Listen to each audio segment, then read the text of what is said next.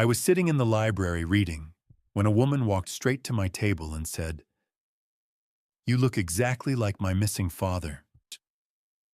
I smiled bitterly. My only daughter drowned in a car accident 3 decades ago. But something made me look closer at her face. Those eyes, that jawline. My heart stopped. In one breathtaking moment, I thought my daughter was alive.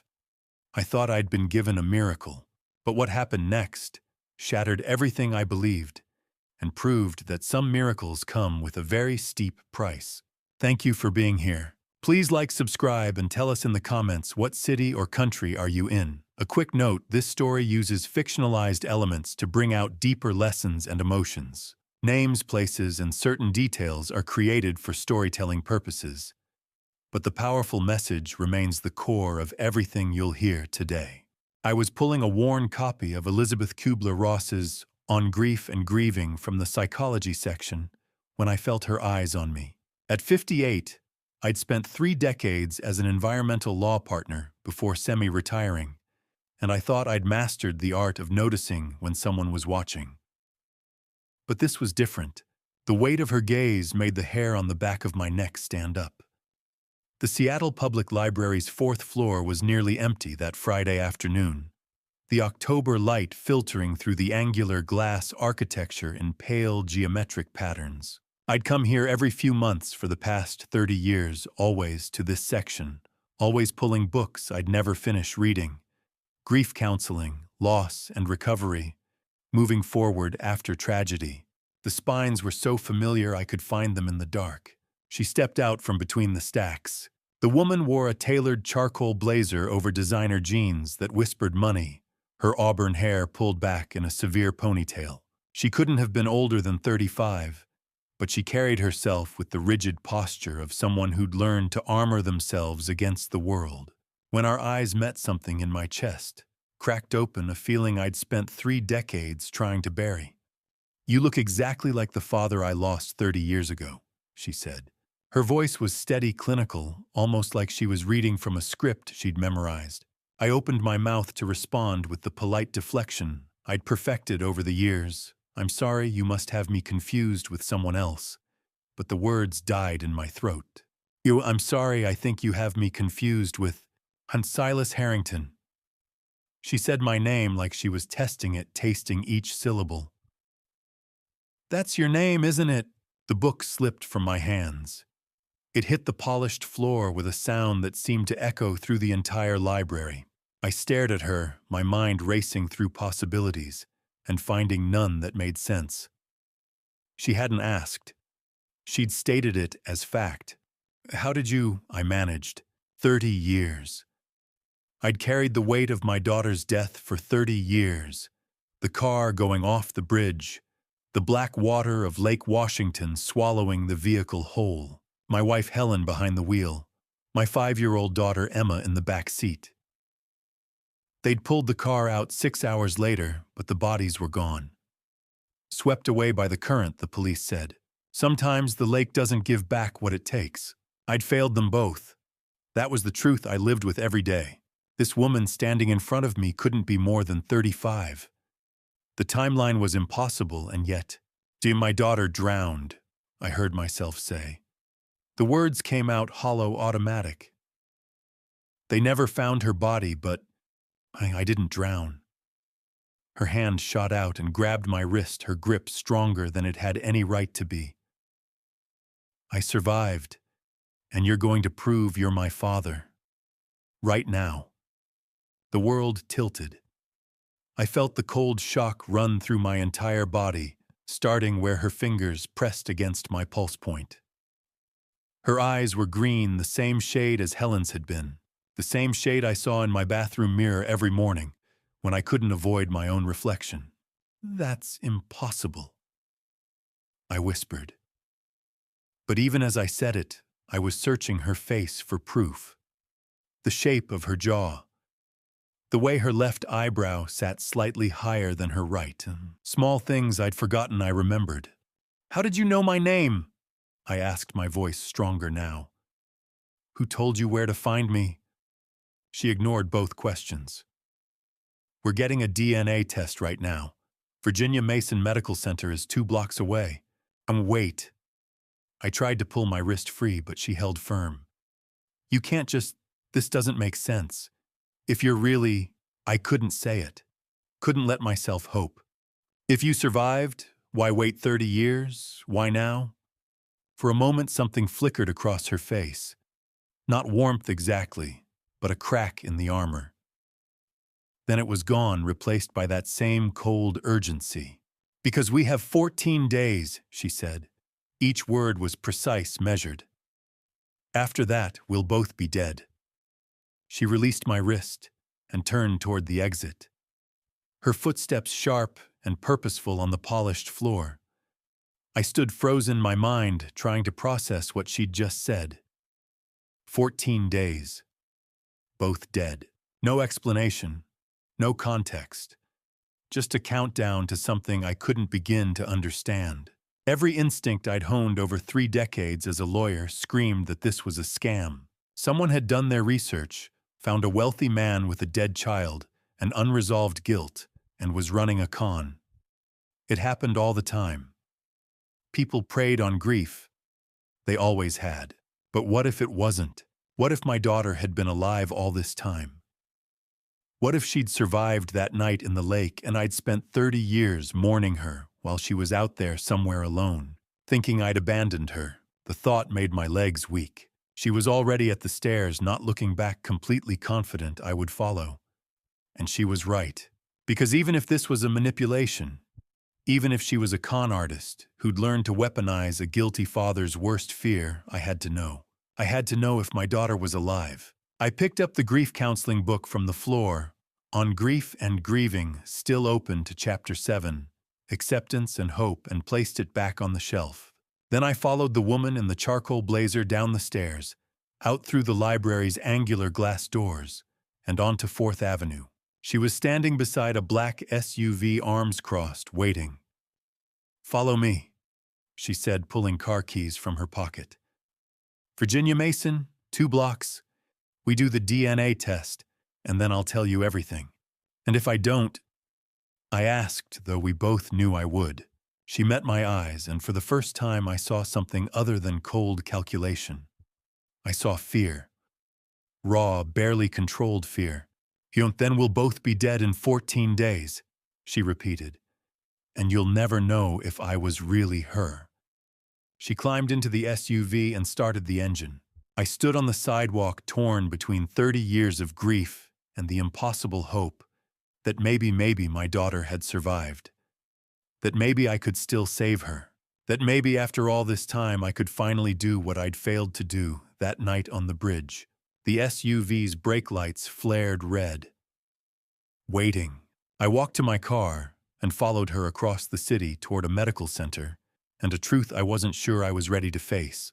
The 2-hour wait in Virginia Mason's private consultation room felt like an eternity. I sat across from Emma in sterile silence, watching her scroll through her phone with the detached focus of someone checking stock prices, not a woman about to confirm she was my daughter returned from the dead. The room was aggressively white. White walls, white chairs, white table between us. Through the window, the Seattle skyline was darkening into evening office buildings, lighting up like circuit boards. Emma hadn't looked at me once since we'd given our DNA samples. She'd simply sat down, crossed her legs, and begun scrolling through her phone, as if we were strangers sharing a subway car. I studied her face, searched for traces of the 5-year-old I'd lost. The shape of her nose, Helen's nose.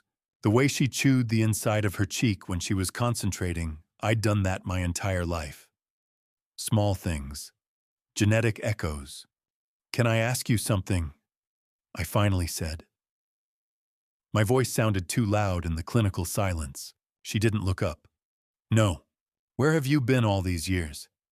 You'll get answers when the DNA proves what I already know." Her thumb continued scrolling. Up, up, up. Whatever she was reading held her attention completely. I wanted to reach across the table and take the phone from her hands. Force her to look at me. To acknowledge that if this was real, if she was really my daughter, then we were experiencing a miracle. People didn't come back from the dead. 5-year-olds didn't survive drowning in Lake Washington and show up 30 years later in designer jeans and expensive perfume. But something in the rigid line of her shoulders stopped me. She wasn't just cold.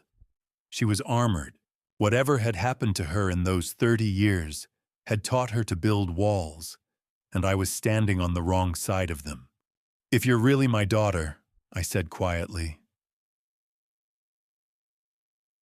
"why do you seem so angry with me?" For the first time since we'd sat down, she looked up. Her eyes, Helen's green eyes, met mine with an expression I couldn't read.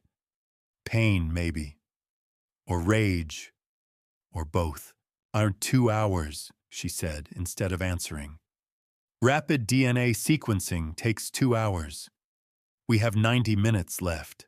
She returned to her phone. 90 minutes. I watched the clock on the wall tick through every second. Watched Emma's thumb scroll through screens I couldn't see. Wondered if this was how condemned men felt in the moments before execution time, stretching out and compressing simultaneously, each minute both endless and too fast. At 5:45 p.m. exactly, the door opened. The doctor entered, carrying a thick manila folder, his face professionally neutral as he approached the table. He was in his mid-50s, gray at the temples, wearing a pristine white coat that matched the room's sterile aesthetic. He set the folder down with the careful precision of someone delivering a verdict. "The results are conclusive," he said, opening the folder to reveal pages of genetic markers and probability charts. 99.9% probability of parent-child relationship. "Mr. Harrington, this is your biological daughter." The room tilted. 99.9%. My daughter, alive.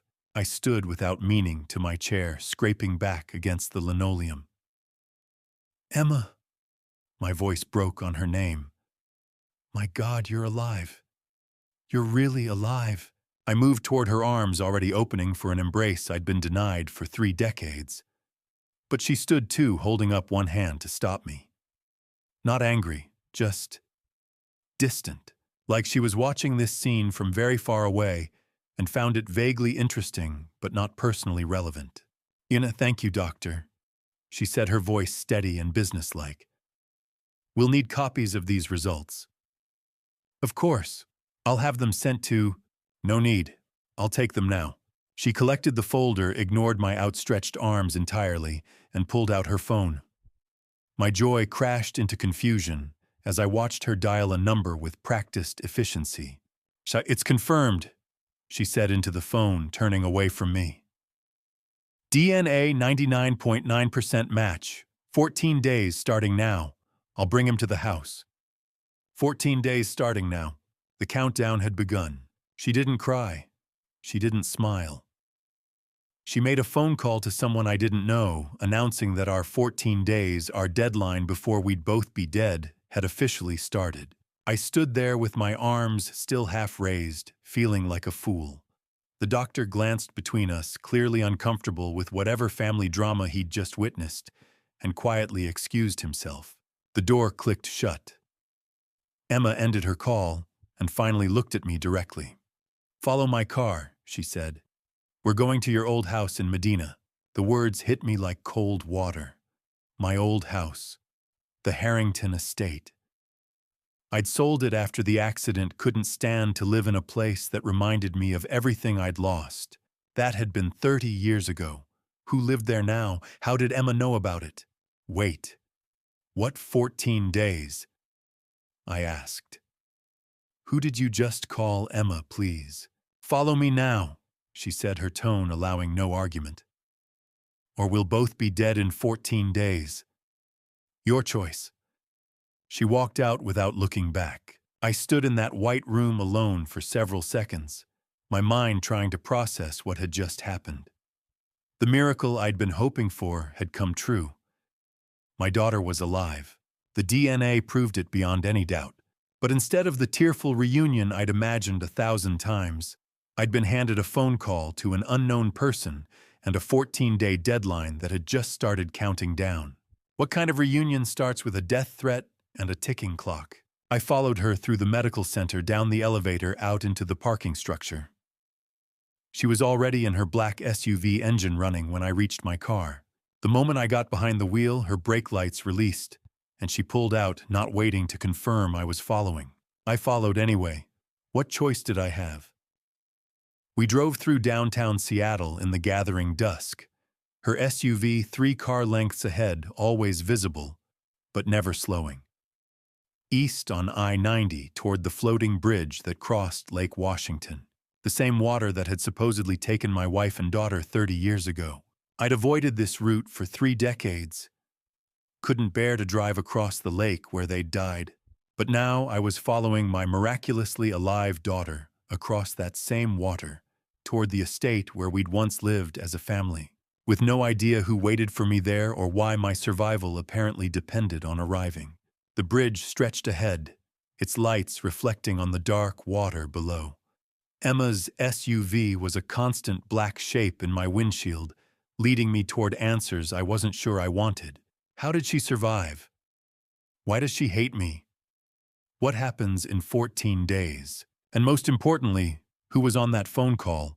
And what did they mean by 14 days starting now?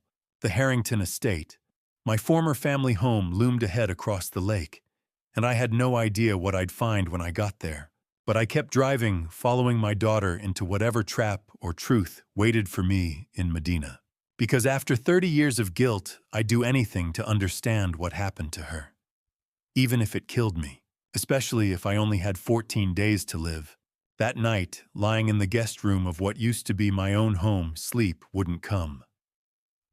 Emma had locked me in, not with a key, but with a security team stationed outside my door. I could hear their footsteps in the hallway, the creak of leather holsters, as they shifted positions. The irony wasn't lost on me, imprisoned in the house I'd built by the daughter I'd mourned. The ceiling was unfamiliar. Someone had replaced the crown molding I'd chosen. Painted over the soft blue Helen had insisted on with a stark white that made the room feel like a hospital. Everything was different. Everything was wrong. My mind kept circling back to that rainy night 30 years ago, October 1994. The restaurant had been Italian Helen's favorite, though by then she'd lost interest in food and everything else, except the slot machines at the Tulalip Casino. I'd discovered the missing $50,000 that morning. $50,000 from Emma's college fund vanished into her gambling addiction like water into sand. "We need to talk," I'd said across the red-checkered tablecloth. Helen sat across from me, her hands trembling as she chain-smoked cigarettes one after another. The woman I'd married 10 years earlier, bright, ambitious, full of dreams, had been consumed by something I didn't understand. Desperation had hollowed her out. "It's just a loan," she said. "I'll pay it back." "You can't pay back what you've gambled away." I kept my voice low, conscious of 5-year-old Emma in her booster seat beside us, picking at chicken fingers with the learned wariness of a child who'd witnessed too many fights. "This is our daughter's future. One more win. I just need one more." "There is no next win, Helen. You have a problem. We need to get you help." Her face hardened. "You don't understand. You've never understood."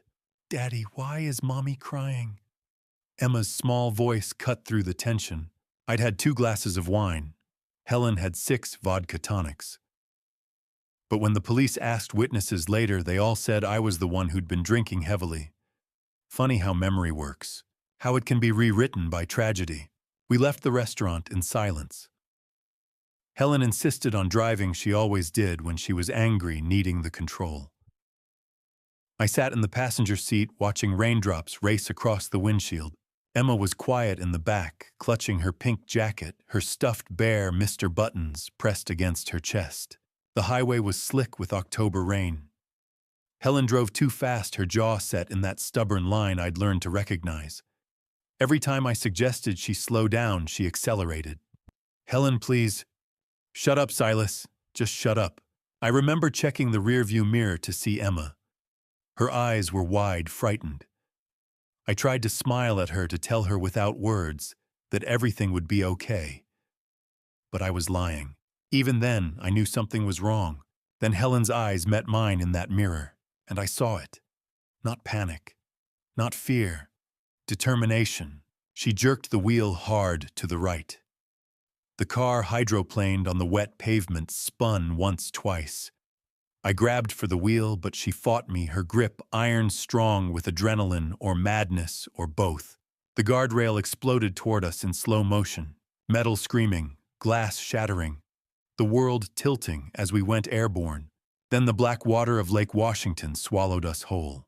The cold was instant and absolute. Shocked the breath from my lungs. I fought my seatbelt, finally got it loose, kicked at the door until it gave, swam up through the dark, churning water until I broke the surface, gasping. I dove back immediately. Found the car sinking fast, its headlights illuminating the murky water like dying stars. Dove for the driver's side. Helen was gone. Dove for the back seat. Emma's car seat was empty, her pink jacket floating free. I dove 5 times. 6. Until hypothermia took my strength and the paramedics pulled me out. They found only Emma's jacket downstream the next morning. No bodies. The lake had swallowed them whole and refused to give them back. But the police had questions.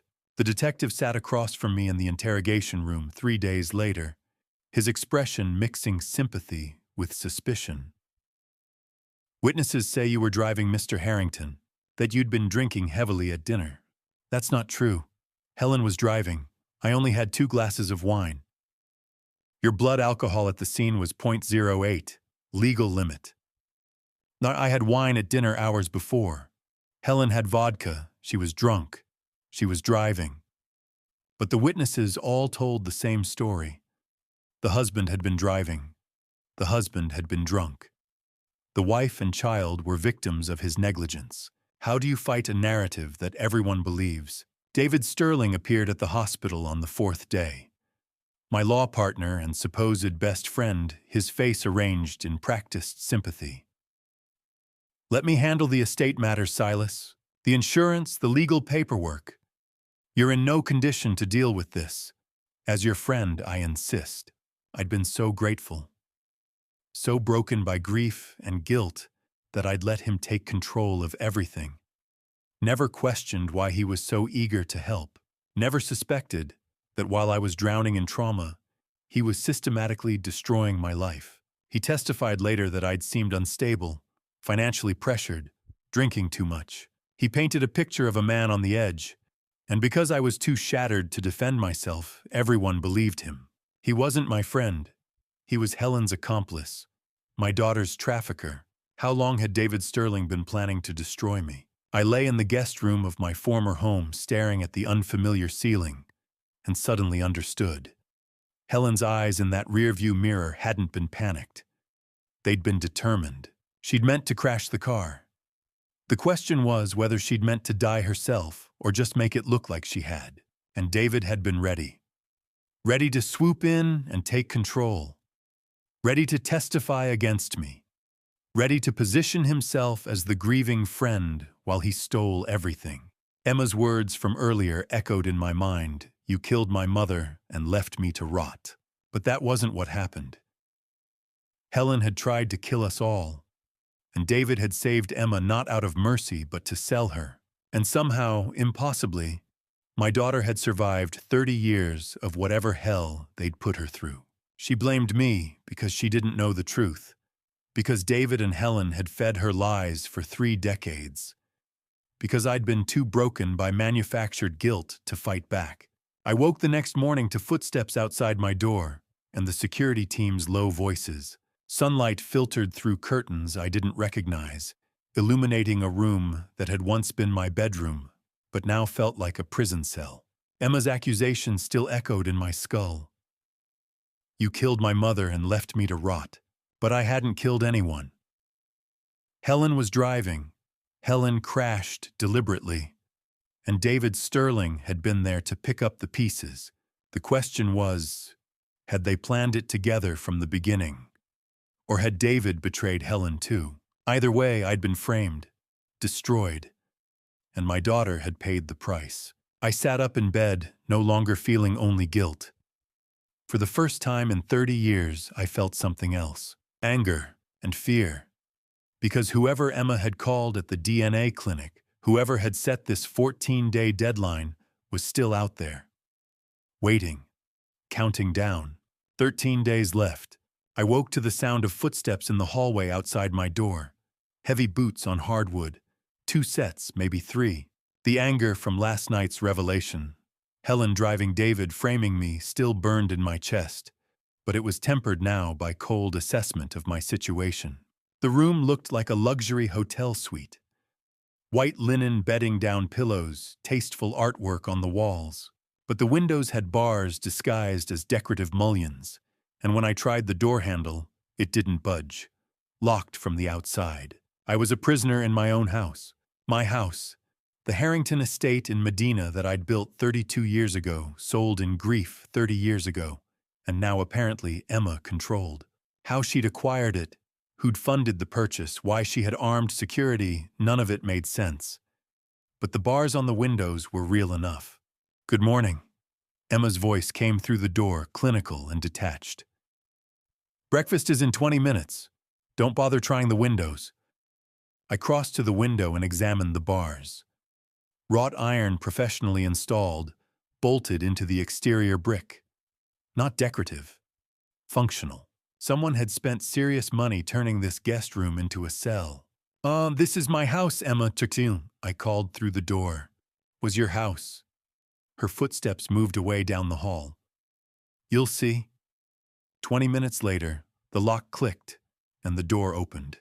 2 men in black tactical gear stood in the hallway, ex-military, by their bearing hands resting casually on holstered firearms. Between them stood Emma, dressed in black slacks and a crisp white blouse, looking like she was heading to a corporate board meeting. "Come with me," she said. I followed, because what choice did I have?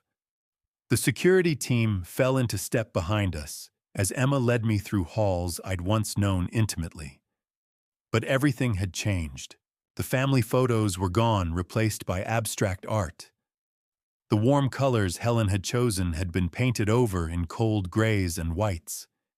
Even the furniture was different, modern, angular, expensive. My house, my bedroom, my life. All of it stolen by the daughter I thought I'd lost. I had the place redecorated, Emma said, gesturing at the living room like a realtor showing a property. "Your aesthetic was dated. The surveillance system is state-of-the-art cameras in every room except bathrooms. The security team works in 8-hour shifts. You're never unwatched." She pointed to a small black dome on the ceiling. Then another. And another. Cameras everywhere, their red lights blinking like malevolent eyes. "Why are you doing this?" I asked. She stopped in the conservatory, Helen's favorite room, where she'd grown orchids and chain-smoked through her gambling addiction. Now it was empty except for a single leather chair and a small table. Emma sat crossing her legs with practiced elegance. "Because you owe me 30 years, she said. "And I'm collecting. I didn't abandon you. I thought you were dead." "Ma, that's convenient." Her smile didn't reach her eyes. "But we both know the truth, don't we? You let them take me. You let David Sterling sell me. And you spent 30 years living in comfort while I survived hell." The accusation hung between us like smoke. Part of me wanted to scream the truth, that Helen had crashed deliberately, that David had framed me, that I'd been as much a victim as she was. But something in her cold calculation told me she wouldn't believe it. Not yet. Maybe not ever. How does a man fight for his freedom when the jailer is the child he's mourned for 30 years? "I want to show you something," Emma said, standing abruptly. "Your old office." She led me to what had been my study, mahogany paneling, built-in bookshelves, a massive desk where I'd worked late into countless nights. But my books were gone. My files were gone. The room had been stripped bare except for the desk and 2 leather chairs. Emma opened a leather portfolio and withdrew 2 sets of documents, each thick with legal language and signature pages. "Power of attorney," she said, sliding the first set toward me. "This one transfers control of your remaining $12 million in assets to me. The condo in Belltown, your investment portfolio, the life insurance policies, everything you have left." I picked up the document with a lawyer's practiced eye scanning the language. It was professionally drafted, ironclad. But a power of attorney could be revoked if I retained mental capacity. Emma knew that. And this one, she continued sliding over the second set, is an irrevocable trust transfer for the $80 million trust your grandfather Theodore established. Unlike the power of attorney, this one cannot be revoked once signed. It permanently transfers management rights. That's why I need both. The POA controls your personal assets now, but the trust requires your legally competent signature or a court declaring you incapacitated. She slid a third document across. And this is the psychiatric evaluation waiver. If you refuse to sign voluntarily, I have 2 doctors prepared to testify you're mentally incompetent due to delusional grief. Dr. Reeves has already drafted her findings based on your erratic behavior since my return. Once the court declares you incapacitated, the trust transfers automatically under mental health statutes. I stared at the 3 documents, a legal trap with no escape. Sign willingly and lose everything. Refuse and be declared insane, losing everything anyway. 80 million. I'd known about the trust. My father had insisted on it before he died, paranoid about Helen's gambling. But I'd thought it had dissolved when Emma was declared legally dead. That trust still exists, I asked. It was protected. Grandfather's lawyers were very thorough. The trust couldn't be touched until I returned or was definitively proven dead. And since I'm here... She smiled that cold smile again. It's mine, but I need you to sign over management rights, legal formality. I studied both documents, my mind racing. This was a trap, that much was obvious.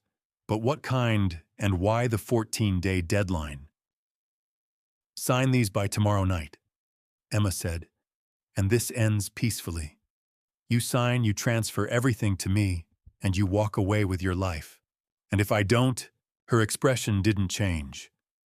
Then the psychiatric evaluation I've scheduled will prove you're incompetent. I have 2 doctors ready to testify you're suffering from delusional grief, that you're a danger to yourself. Either way, I get what's mine. But this way is cleaner. She stood smoothing her slacks. 24 hours, Silas. Think carefully. She walked to the door, and I heard her speaking to someone in the hallway. Her voice was low, but I caught fragments. Phase 1, complete, 14 days. He'll sign, or we move to Phase 2. My old lawyer instincts kicked in. While she was distracted, I pulled out the phone I'd kept hidden in my pocket. They hadn't searched me yet, too confident in their control, and quickly photographed the key pages of both documents. The signatures required the legal language, the bank account numbers, evidence. If I could get this to someone who could help. Emma returned, her security team flanking her. The study is yours for the next hour. Read the documents. Consider your options. Then you'll be returned to your room. She left, and I heard the lock click behind her. I sat alone in my former study holding documents that would strip me of everything I had left, and understood with perfect clarity what was happening. This wasn't about money, or revenge, or even justice for whatever hell Emma had survived. This was about something bigger, something that required $80 million and had a 14-day deadline, and scared Emma enough that she'd come back from the dead to execute a plan this elaborate. Through the door, I heard her on the phone again. Phase 1 complete, 14 days starting now. I looked down at the photos on my hidden phone and knew I needed help, fast. Because whatever Phase 2 was, I had a feeling it involved more than just losing my money. It involved losing my life. By Monday morning, I'd counted 17 security cameras in my own house. Emma watched me eat breakfast, watched me walk the hallways, watched me pretend to sleep.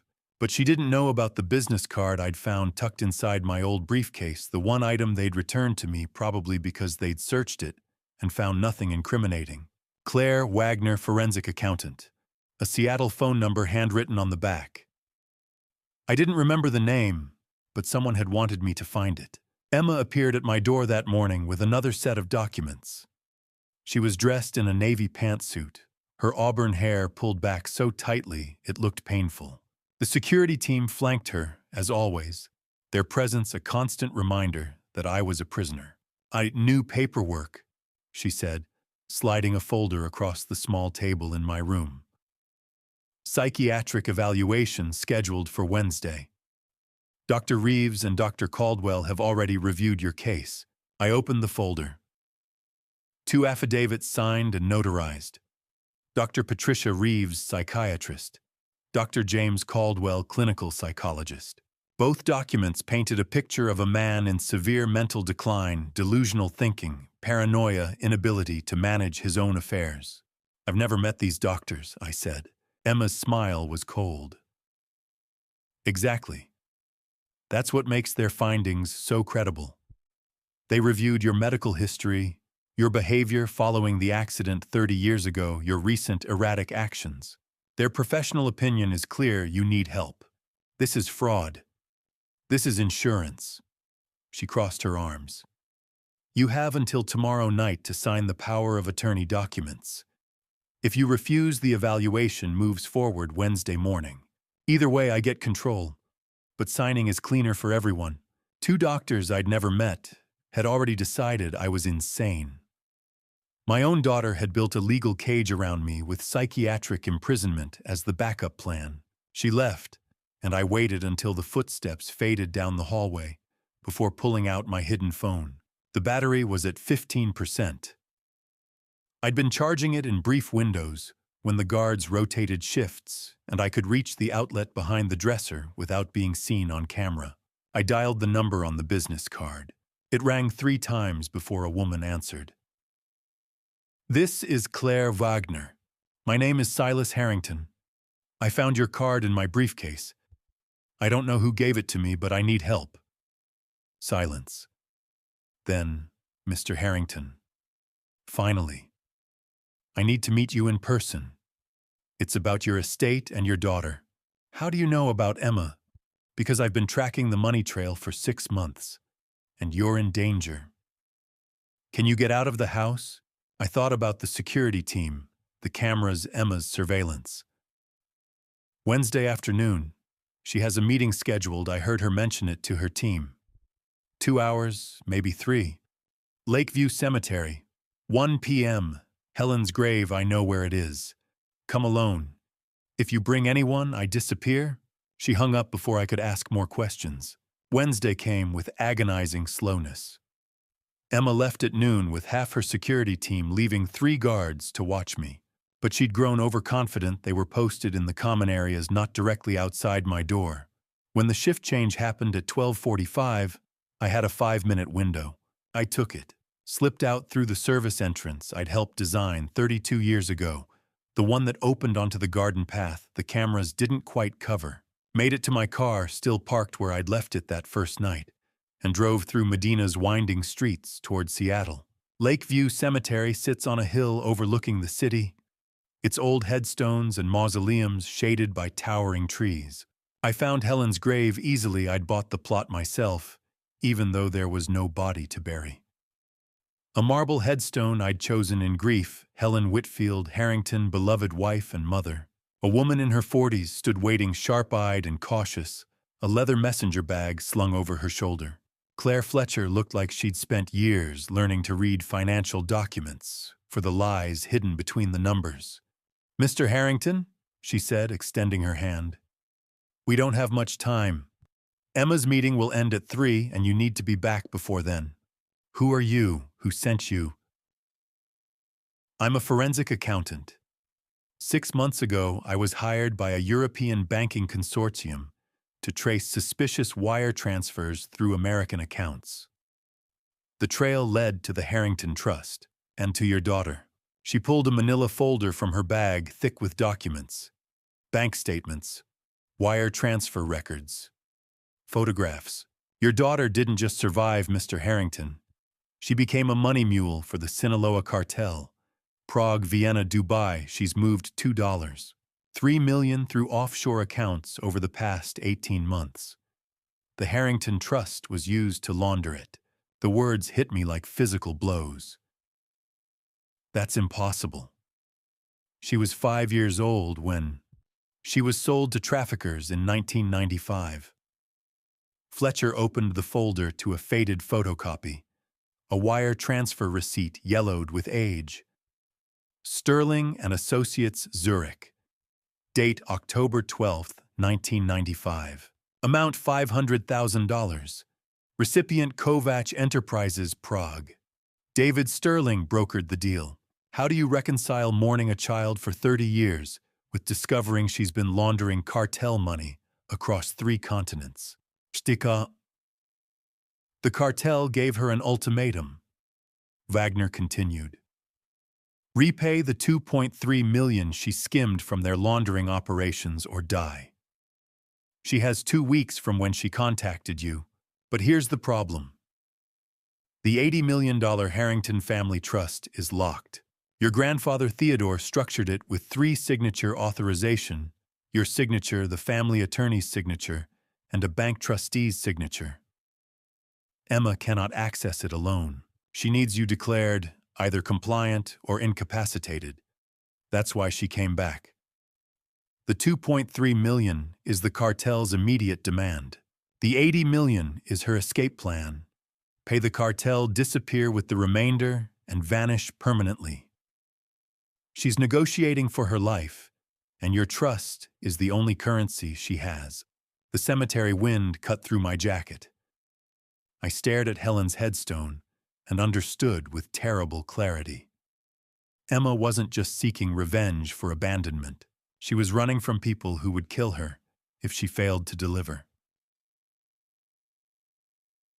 David Sterling sold her. I asked, my voice hollow.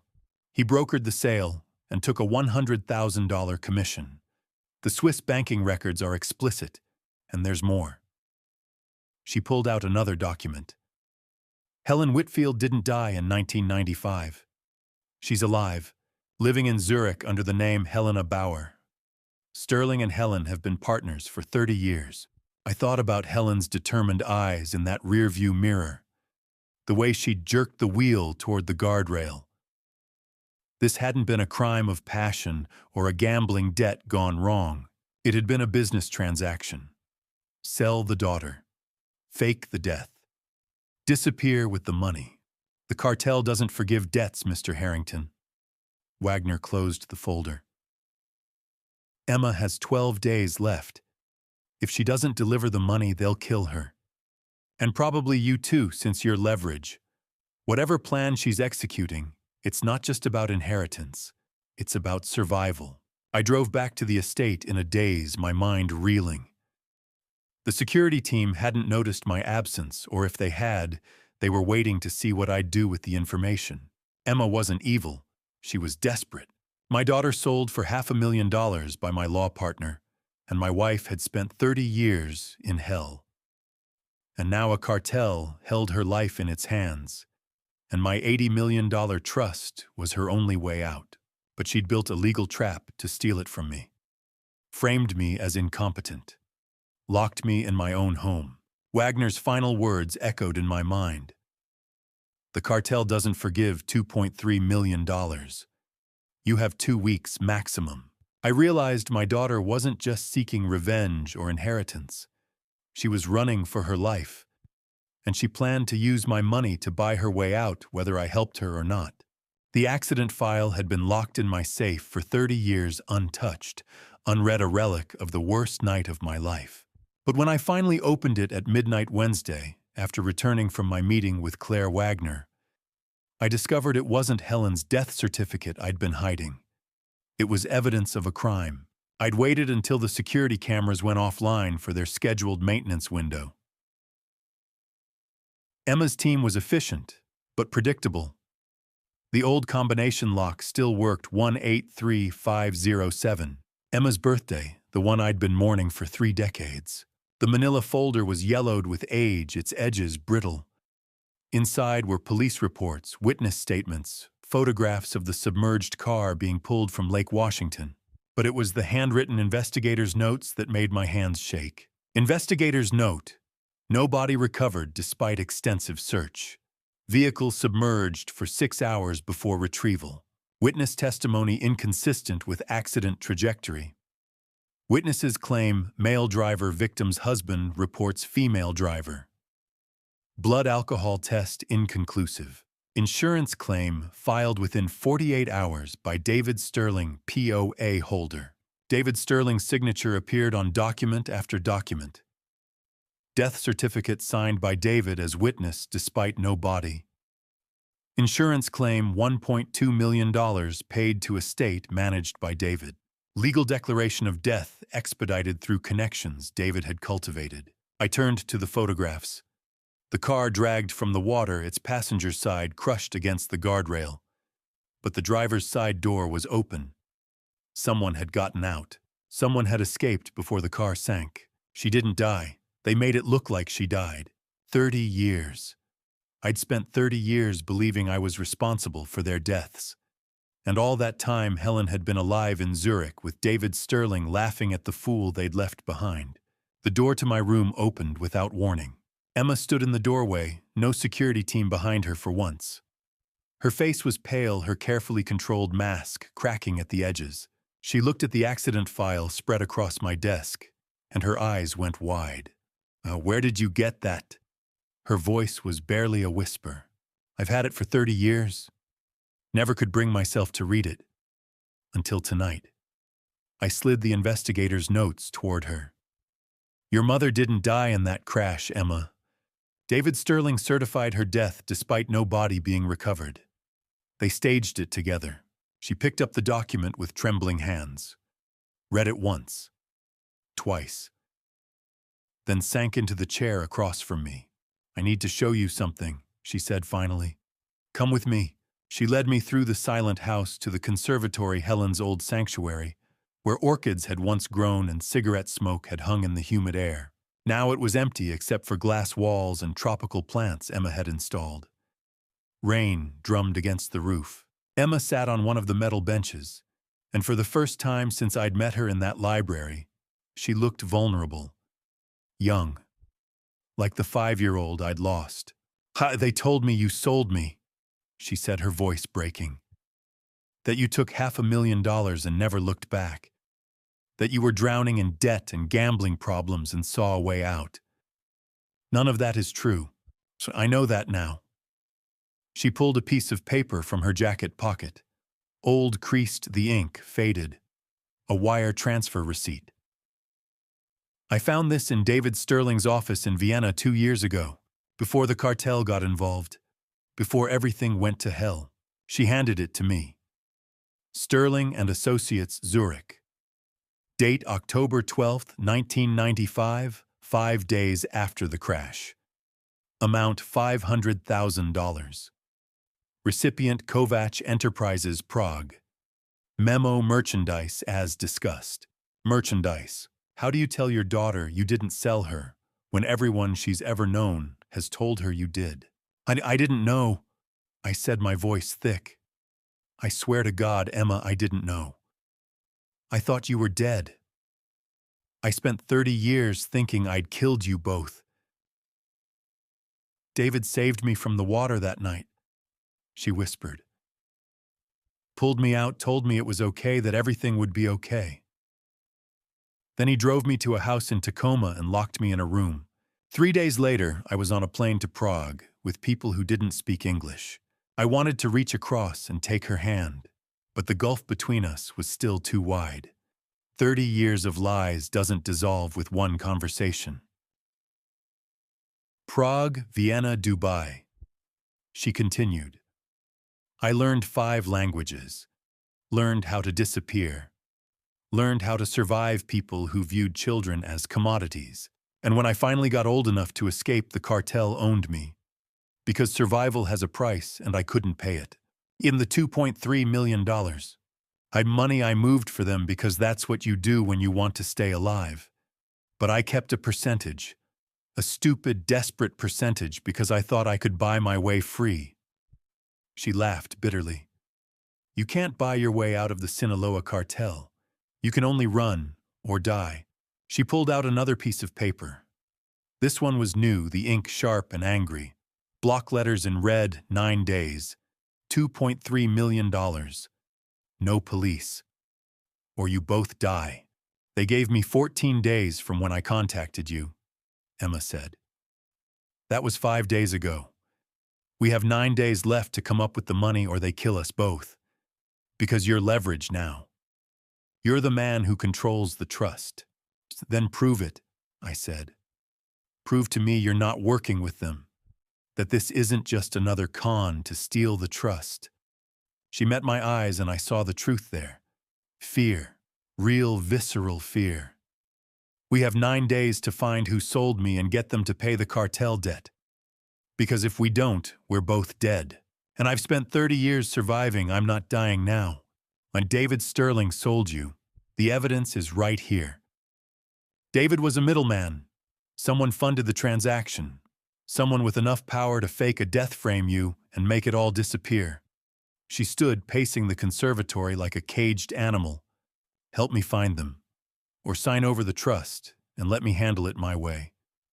But decide fast because we don't have time for family reunions and apologies. She walked to the door, then stopped. 9 days, Silas. Prove you're not the man they told me you were. After she left, I sat alone in the humid greenhouse air and stared at the cartel note. Block letters, red ink, a death sentence. 9 days left. The 14-day countdown Emma had started at the DNA clinic was now down to 9. 5 days had already passed, while I'd been investigating, confronting, and finally understanding the truth. For the first time in 30 years, I had a purpose beyond drowning in guilt. I had to find who sold my daughter. I had to prove I hadn't abandoned her. And I had to do it in 9 days or we'd both die. I picked up the wire transfer receipt proof of her sale proof of David's betrayal and understood with perfect clarity what I had to do. I had to become the man I should have been 30 years ago. The father who saves his daughter, even if it cost me everything. Even if I only had 9 days to do it. The bullet shattered Mrs. Wagner's windshield at 7:42 Sunday morning. I heard the crack from my bedroom, sharp, deliberate, unmistakable. By the time I reached the front steps, Emma was already there, kneeling on the gravel driveway, her fingers wrapped around a spent 9mm shell casing.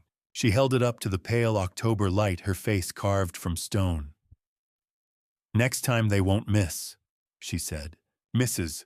Wagner sat trembling in the driver's seat of her decade-old Honda, hands frozen on the wheel, eyes wide with the kind of terror that comes when violence finds you in a place that's supposed to be safe. She'd worked at the Harrington estate for 18 years, long enough to remember Emma as a child, long enough to believe the lie that she'd drowned. Now she was 72 years old, caught in the crossfire of a war she didn't understand. Emma stood and pocketed the casing. "Get her inside," she told the nearest security guard, a broad-shouldered man whose name I'd never learned. "Lock every door. No one leaves until I say so." I wanted to argue. I wanted to call the police to demand answers, to do something that felt like taking control. But the look Emma gave me, cold, calculating, laced with an authority I'd never seen in her before, stopped the words in my throat. She wasn't my daughter in that moment. She was a soldier. "We need to talk," she said. "Now." She led me to the library, the one room in the house that still felt like mine. Floor-to-ceiling bookshelves lined the walls, filled with legal texts and first editions I'd collected over 30 years. The morning sun slanted through the tall windows, casting long shadows across the Persian rug. Emma closed the door behind us and locked it. "That was a warning," she said. "The cartel doesn't waste bullets on old women unless they're trying to send a message." "What message?" My voice came out hoarse. "That they know where we are, that they can reach us any time they want, that the clock is ticking." She crossed to my desk and pulled out a slim manila folder I'd never seen before. She opened it, spreading a dozen pages across the polished mahogany. Financial records, wire transfers, photographs. A forensic accountant's report dated March 2023. "This is what Claire Wagner gave me 3 days ago," Emma said. "The full picture. The one you don't know yet." I scanned the documents. My eyes caught on a bank statement from Credit Suisse Zurich branch, an account under the name Helena Bauer. Deposits totaling $83 million over 27 years. The most recent transaction, October 15th, 2025. 4 days ago. "Your wife is alive," Emma said. The words hit me like a fist to the chest. For a moment the room tilted. I gripped the edge of the desk, my knuckles white. That's impossible," I said. "Helen drowned. I saw her body. I identified her at the morgue." "Oh, you saw a body," Emma corrected. "Not hers." She pulled out a photograph, a surveillance image grainy but clear enough. A woman in her late 50s, elegant in a gray coat and silk scarf, stepping out of a black Mercedes in front of a Zurich cafe. Her hair was lighter than I remembered, her face thinner, but the bone structure was unmistakable. Helen. My wife. The woman I'd mourned for 30 years. How I couldn't finish the sentence. Emma's expression didn't change. "She staged the crash. She paid David Sterling $500,000 to falsify the police report, to make it look like you were driving drunk. She wanted you to take the fall, so she could disappear with the insurance payout and the trust. And you," the question came out raw. "What happened to you?" For the first time, Emma's mask cracked. Her jaw tightened, and she looked away. "David pulled me out of the lake," she said quietly. "He said he was saving me. He took me to a safe house in Tacoma, kept me there for 10 years, told me you were in prison, that you'd tried to kill me and Helen, that I was lucky to be alive. Emma, he groomed me." Her voice was flat, clinical. "He taught me to trust him, to depend on him. And then when I was 15, he sold me. The air left the room. I couldn't breathe, couldn't move. $500,000. Emma continued. "To a trafficking network in Prague. I spent the next 18 years moving from city to city, handler to handler. I learned 6 languages. I learned how to survive. And I learned how to track money." She pointed to the forensic report. "Helen didn't just disappear. She built an empire. She and David ran a trafficking operation across 3 continents. They laundered $2.3 million through the Harrington Trust Your Trust, using shell companies and offshore accounts. The cartel wants it back. With interest. That's $80 million. $80 million, I couldn't process the number. But that's what they're demanding. And they want it in 9 days. If we don't pay, they'll kill us both, starting with the people around us." Mrs. Wagner's terrified face flashed through my mind. The shattered windshield, the spent shell casing. "Why didn't you just pay them?" I asked. "Why come back here? Why involve me?" Emma's eyes met mine, and for the first time I saw something underneath the ice. Pain. Desperation. Fear. "Because I can't access the trust without you," she said. "And because I need proof that Helen is alive. Proof that she orchestrated everything. Proof that I'm not the criminal she is." She slid the forensic report across the desk. On the final page, highlighted in yellow, was a single line. Primary beneficiary: Helena Bauer, formerly Helen Whitfield Harrington. Legal claim to $80 million. Harrington Family Trust contingent upon spousal rights. "She's coming back," Emma said, "to claim what she thinks is hers. And when she does, we're going to be ready." I stared at the report, my hands trembling. 30 years of grief. 30 years of guilt. And it had all been a lie. "What do you need me to do?" I asked. Emma's expression hardened. "Help me set a trap. And pray we survive long enough to spring it."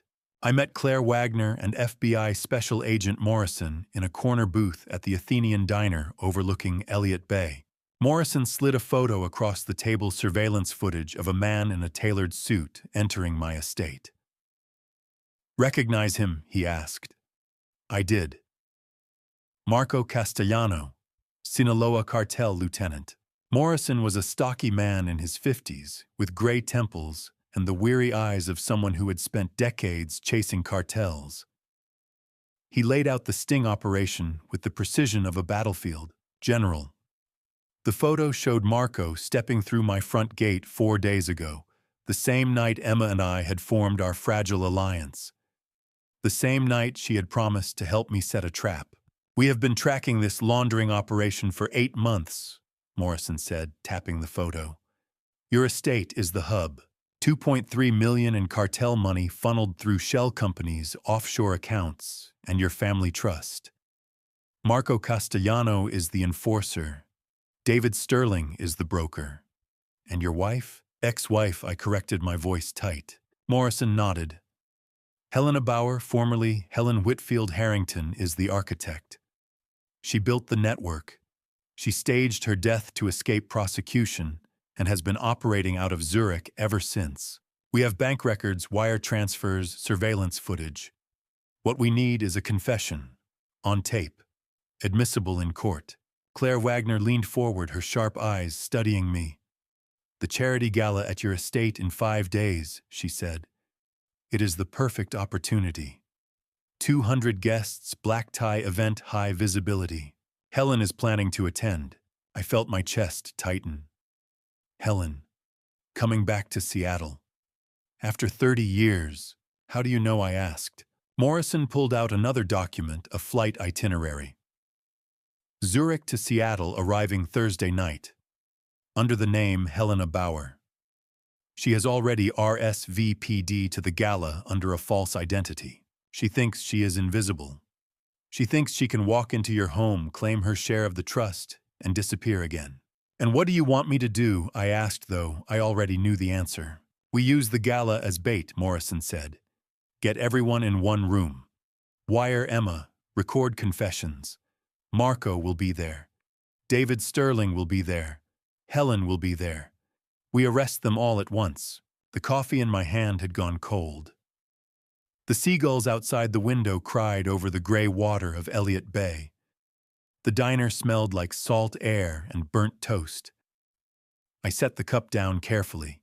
You want to use my daughter as bait for a cartel lieutenant, I said. Morrison did not flinch. She is already bait, Mr. Harrington. We are just giving her a weapon to fight back. 8 months. The FBI had been watching my estate for 8 months, while I lived in ignorance, a puppet in a scheme I did not understand. 8 months while Emma had been pulled deeper into a web of violence and lies. 8 months while Helen planned her return. What if something goes wrong, I asked. What if Marco finds the wire? What if he... We will have agents in the crowd, Morrison said. Undercover, armed. If anything goes sideways, we move in immediately. But Emma has to sell it. She has to get them talking. She has to make them believe she is still on their side. Claire Wagner reached across the table and touched my hand. This is the only way, Silas. If you do not do this, the cartel will kill you both anyway. At least this way you have a chance. I stared at the surveillance photo. Marco Castellano, tailored suit, cold eyes. A man who had probably killed more people than I had ever met. I will talk to her, I said. Morrison handed me a small business card with a phone number. You have until Thursday to decide. If Emma agrees, we wire her Friday morning. The gala starts at 7. We make arrests by 9. I pocketed the card and stood. The rain had started outside, streaking the diner windows. I shook Morrison's hand. It was firm, professional, and felt like a pact with the devil. By the time I returned to the estate, the sky had darkened to charcoal. The house loomed ahead, its iron gates and stone walls transformed from sanctuary to fortress. I found Emma in the library, surrounded by case files and legal documents. She looked up when I entered, her expression guarded. We need to talk, I said, closing the door behind me. She set down her pen. What did the FBI say? I told her everything. The surveillance, the 8-month investigation, Marco Castellano, Helen's flight itinerary, the plan to wire her at the gala and record confessions that would bring down the entire network. Emma listened in silence, her face unreadable. When I finished, she stood and walked to the window, staring out at the rain-soaked grounds. "You are asking me to betray people who will skin me alive, if they find out," she said quietly. "I am asking you to trust me," I said.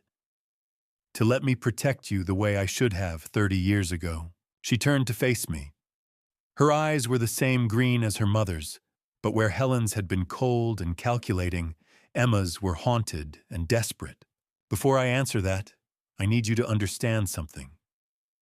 The next 5 days will test every bit of trust we are building here. Comment 1 if you think Emma should wear the wire, or 2 if you think she should refuse, and tell me in one sentence why. What comes next will rewrite everything we thought we knew about loyalty. How do you ask your daughter to risk her life for justice when you have already failed to protect her once? How do you promise safety when you could not even see the danger standing beside you for 30 years? How do you rebuild trust on a foundation of lies? I cannot promise this will work," I said. "I cannot promise you will be safe. But I can promise that if we do nothing, the cartel will kill us both, and Helen will walk away free." Again, Emma was silent for a long moment. Rain drummed against the windows.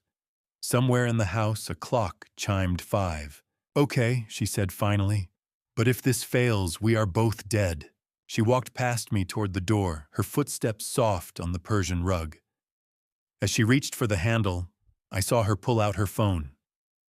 The screen lit up her face in the dim library. Her thumbs moved quickly across the keyboard. Then I saw the message as she turned slightly, Gala confirmed. 5 days. Sent to a number with no name. My stomach dropped. The room tilted. I wanted to grab her arm to demand answers, to know who she was texting and why. But she was already gone, the door closing softly behind her.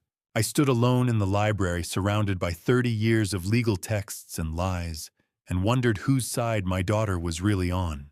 Was she warning Marco, coordinating with Morrison, playing both sides to survive? I had 5 days to find out. 5 days until Helen walked back into my life. 5 days until the trap was sprung. And I had no idea if Emma was the bait or the betrayer. The anonymous email arrived Wednesday morning, Cafe Allegro. 3 p.m. alone. H. I stared at the single-letter signature, my stomach knotting. Helen. My dead wife. The woman whose ghost I had mourned for 30 years was summoning me to a coffee shop in the University District as casually as scheduling a business meeting. The woman sitting across from me at Cafe Allegro looked like Helen's same green eyes, same hands I had held on our wedding day, but 30 years older and carved hollow by whatever life she had lived in Zurich. She sipped her cappuccino, as if we were old friends catching up, not a dead woman meeting her betrayed husband. She wore European couture, elegant and expensive. Her hair was lighter than I remembered, touched with silver, pulled back in a way that suggested wealth and control. The espresso machine hissed behind the counter. University students chattered at nearby tables, oblivious to the resurrection unfolding in the corner booth. "Hello, Silas," she said, her voice steady and calm. "You look well." I gripped the edge of the table, forcing my breathing to remain even. "You are supposed to be dead." "I know," she said, setting down her cup. "I am sorry you had to find out this way, but circumstances have changed, and I thought it best we talk before Friday." "Before the gala," I said. "Yes." I studied her face, searching for remorse, for shame, for anything resembling the woman I had married. All I saw was detachment. The kind of calm that comes from living without conscience. "Why?" I asked. "Why did you do it?" Helen folded her hands on the table. She still wore her wedding ring. "I owed $800,000 to some very dangerous people. Gambling debts I had hidden from you for years. David offered a way out, stage my death, take the insurance money, disappear. So I did. And Emma." The words came out sharp-edged with rage I could barely contain. "You left our 5-year-old daughter in that car to drown. David said he would save her. Helen replied, her tone as matter-of-fact as discussing the weather, that she would be placed with a good family. I did not know he sold her until last year. She looked me in the eye and said she did not know Emma had been sold, as if that made abandoning our daughter in a sinking car forgivable, as if ignorance absolved her of leaving a child to die while she collected insurance money and fled to Switzerland. You took $1.2 million and ran, I said, my voice low and controlled. You lived in Zurich for 30 years. You built a new life. And you never once thought to check if Emma was actually safe. Helen shrugged a small, elegant gesture. I trusted David. He told me she was fine, that she had been adopted. I had no reason to doubt him, until last year. Until last year, she confirmed. When Claire Wagner started digging into the trust accounts, and I realized the trafficking network was larger than I had understood. The trust accounts. The words hung in the air between us, thick with implication. You knew about the laundering, I said. Of course, Helen said. David and I were partners. The insurance payout was just seed money. We built an operation across 3 continents. Shell companies, offshore accounts, clean money flowing through legitimate businesses. It was elegant, really. She spoke about trafficking and money laundering the way someone might discuss a successful startup. No remorse, no horror. Just cold assessment of a profitable venture. Helen spoke about trafficking and money laundering the way someone might discuss a successful startup. No remorse, no horror. Just cold assessment of a profitable venture. I wanted to reach across the table and wrap my hands around her throat. I wanted to scream. I wanted to overturn the table and drag her into the street and let the world see what she was. But I did none of those things. Because Agent Morrison needed her at the gala. Because the trap required her to walk in willingly. Because justice demanded patience. Why are you here, Helen? I asked. Why contact me now? She leaned forward slightly. Her green eyes, Emma's eyes, studying me with calculated interest. Because I am coming to the gala, Silas. To reclaim my share of the trust. I am still legally your wife. We never divorced. That trust includes spousal inheritance rights, and I intend to claim what is mine. The audacity was breathtaking. She had staged her death, abandoned our daughter, partnered in a trafficking operation, and now believed she could waltz back into Seattle and claim $80 million as if it were a forgotten tax refund. You think you have a legal right to the trust? I said carefully. I know I do, Helen replied. My lawyers have reviewed the documents. The Harrington Family Trust was established with both our names. Spousal rights remain intact unless legally dissolved. Since you never filed for divorce, understandably given you thought I was dead, I retain full claim to half the estate. She smiled, then a small, triumphant curve of lips that made my stomach turn.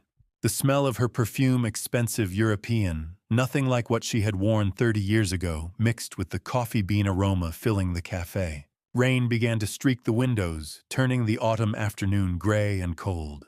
Then Helen leaned back and said, I am still your wife, Silas. We never divorced. That makes half the trust mine. I let the silence stretch.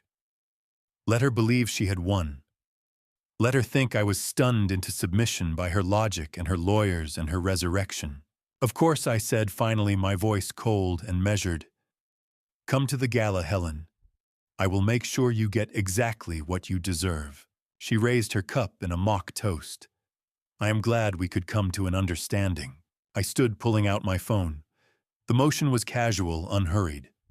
Just a man checking messages after an unpleasant meeting. I will see you Friday, I said. 7 o'clock, she confirmed. Black tie. I have already purchased a gown. I walked out of the cafe into the October rain, my hands shaking with suppressed rage. I made it half a block before I stopped under an awning and pulled up Morrison's contact. I typed, Mother confirmed attending. Arrest warrant. His reply came within seconds, already prepared. She won't leave that gala in anything but handcuffs. I stood in the rain, watching droplets slide down the phone screen, and felt something settle in my chest. Not peace, Not forgiveness, but clarity. Helen would walk into the Harrington estate believing she was reclaiming her throne. She would smile and accept champagne and expect deference and legal negotiation. Instead, she would meet her daughter alive, grown, and ready to testify. She would meet Marco Castellano and David Sterling all gathered in one room like pieces on a chessboard. And she would meet Agent Morrison and a team of federal agents with arrest warrants, wire recordings, and 8 months of surveillance evidence. The trap was set. 2 days until the gala. 2 days until Helen discovered that the dead do not inherit anything. 2 days until justice finally arrived at the Harrington estate 30 years late but no less certain. The sound of shattering glass came from the conservatory at 12:47 a.m. Emma grabbed my arm and whispered one word, cartel. We ran for the panic room as footsteps pounded through the first floor, 3 men, maybe 4. The FBI surveillance team was supposed to be watching. Where the hell were they? The panic room was hidden behind a false bookshelf in the library. Emma knew the code. She had spent the past week memorizing every security feature of the estate. The shelf swung open, and we stumbled inside, pulling it shut behind us. The steel door locked with a hydraulic hiss that sounded deafening in the small space.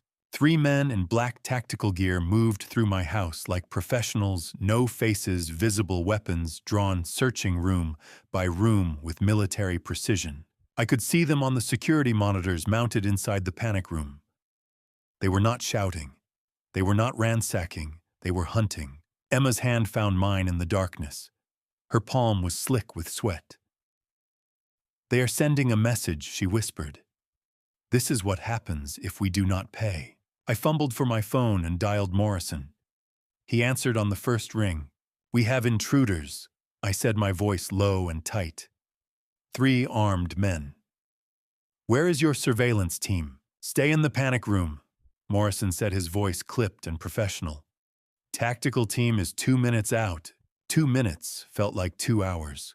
On the monitors, I watched the cartel enforcers move through the conservatory, the dining room, the hallway leading to the library. One of them paused outside the bookshelf that concealed our hiding place. He reached out and touched the spines of the law books, his gloved fingers tracing the edge. Then I heard sirens. The enforcers heard them too. They moved as one unit, retreating toward the shattered conservatory window they had entered through. By the time the FBI tactical team stormed the estate, 6 agents in full tactical gear, who moved like a well-oiled machine, the cartel intruders were gone, vanished into the October night like ghosts. The steel panic room door locked behind us with a hydraulic hiss. Outside, men with guns searched for us in my own home. And I realized this was what Emma had lived with for 30 years. Not safety, not sanctuary, just the constant calculus of survival, always one step ahead of men who wanted to use her or kill her or both. Morrison arrived 10 minutes later. The estate was flooded with FBI agents, forensic teams photographing boot prints and collecting shell casings from the conservatory floor. Morrison stood in the library doorway, his face grim. They were not here to kill you, he said. This was intimidation. They want you terrified before the gala. It worked, Emma said quietly from the corner of the room. She had wrapped herself in a blanket, her face pale and drawn. Morrison looked at her with something close to sympathy. We are doubling security for tomorrow night. Undercover agents in the crowd tactical team on standby surveillance on every entrance. No one gets in or out without us knowing. But they got in tonight, I said. Morrison's jaw tightened. We had eyes on the perimeter. They came through the east woods off the mapped surveillance grid. We have already adjusted coverage. It will not happen again. I wanted to believe him. I needed to believe him. But standing in my library, surrounded by broken glass and federal agents, I felt the foundation of certainty crumbling beneath me. After Morrison and his team left, Emma and I sat in the panic room. Neither of us could sleep. The steel walls felt both protective and suffocating, a tomb designed to keep us safe, but also trapped. Emma stared at the monitors showing empty rooms of the estate. Then she spoke, her voice barely above a whisper. David did not just save me from the river, she said. He groomed me. 10 years of making me believe he was the only person who loved me. 10 years of isolating me from anyone who might have helped. By the time he introduced me to the network, I thought I owed him everything. Emma, I started, but she cut me off. I need you to understand what kind of man he is. He does not use violence first. He uses trust. He makes you believe he is your savior, your protector, your only friend. And by the time you realize what he really is, you are already in so deep, you cannot see a way out. She turned to face me, her green eyes, Helen's eyes, but filled with a pain Helen never showed, wet with unshed tears. He is coming to the gala tomorrow, she said. And he is more dangerous than the cartel, because he knows how to make people trust him. Morrison, the FBI agents, even you. He will smile and shake hands, and everyone will think he is just a respected lawyer who got caught up in his partner's scheme. We have evidence, I said. Wire recordings, financial documents, testimony. Morrison knows what David is. Then Emma said something that froze my blood. David is coming to the gala, and he knows about the FBI. The words hung in the air between us. I wanted to dismiss them, to tell her she was paranoid, exhausted, traumatized. But the fear in her voice was too real. How do you know? I asked. Because I know David, she said. He always knows. He is always 3 steps ahead. We sat in silence until dawn broke over Lake Washington, painting the panic room monitors in shades of gray and gold. By the time we emerged, I had made a decision. Whatever happened at the gala, I would keep Emma safe. Even if the plan fell apart. Even if David had compromised everything, I would not lose her again. Thursday evening came too quickly. The gala was hours away. FBI agents were already positioning themselves around the estate, setting up surveillance equipment, running final security checks. Emma was upstairs being fitted for the wire. I was alone in my study when David Sterling walked in. He did not knock. He simply appeared in the doorway, as if he owned the place, 63 years old, silver-haired, wearing a $5,000 suit, and the smug smile of a man who had never faced consequences for anything in his life. Silas, he said warmly, extending his hand. Good to see you. I did not take his hand. Get out of my house, David. He smiled and sat down in the leather chair across from my desk anyway. Still angry about the partnership dissolution that was business, old friend. Nothing personal. You sold my daughter? I said, my voice low and dangerous. David tilted his head, studying me with the detached interest of a scientist observing an insect. Did I? Or did I save her from drowning and give her opportunities she never would have had otherwise? Perspective is everything, Silas. I wanted to reach across the desk and strangle him, but I forced myself to remain still, to keep my voice steady. Why are you here? To give you a courtesy warning, David said.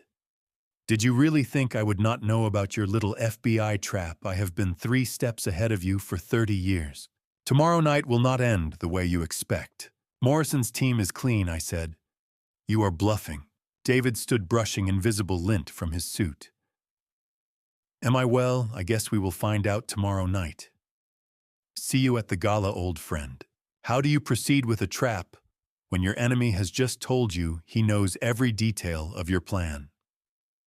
How do you trust a team when doubt has been planted like poison in your mind? How do you protect everyone when you no longer know who the real enemy is? David walked out laughing, the sound echoing down the hallway long after he disappeared. I immediately called Morrison. David Sterling just left my house, I said, without preamble. He claims he knows about the sting. He claims he has compromised your team. There was a long pause on the other end. Longer than I wanted. Impossible, Morrison said finally. But I will run secondary background checks on everyone. We will be ready. I heard the doubt in his voice, the tiny crack of uncertainty that David had intended to create. I hung up and sat alone in my study as darkness fell over the estate. Tomorrow everything would end one way or another. Justice or catastrophe. Vindication or destruction. and I no longer knew which we were walking toward. Tomorrow came whether I was ready or not. Morrison arrived at 8 a.m. Friday morning with 6 agents, a tactical blueprint of my estate, and a printout of Emma's illegal gun purchase. He slid the receipt across the briefing table. Glock 19, bought off a dark web dealer 3 weeks ago for $50,000. Care to explain this, Ms. Harrington? Emma didn't flinch. Insurance. The briefing room was the estate's old wine cellar retrofitted overnight with surveillance monitors and communications equipment. FBI agents in black tactical gear lined the walls. The tactical blueprint showed every room entrance and window marked with undercover positions. Morrison tapped the receipt. Illegal firearm possession voids your immunity deal. You purchased this using a false identity, crossed state lines, carried it concealed without a permit. Hand it over now. Emma sat perfectly still, hands folded. The cartel put 3 men in this house 2 nights ago. The FBI took 2 minutes to respond. I'm keeping the gun. Morrison's jaw tightened. This is non-negotiable. You walk into that gala tonight wearing a wire and carrying an illegal weapon, you jeopardize the entire operation. One wrong move and we have a shootout with 200 civilians. One wrong move and I'm dead, Emma said quietly. I've trusted men in authority before Agent Morrison. It didn't end well for me. The room went silent. Coffee sat cold in FBI thermoses, the smell of cleaning solvent mixed with tension sweat. She stays armed. I said, my voice cutting through the silence. Or the sting is off. Morrison turned to me, face darkening. Excuse me, you want her cooperation? You want her to wear a wire and walk into a room with the people who destroyed her life, then respect her right to survive. She keeps the gun. Mr. Harrington, this is a federal operation.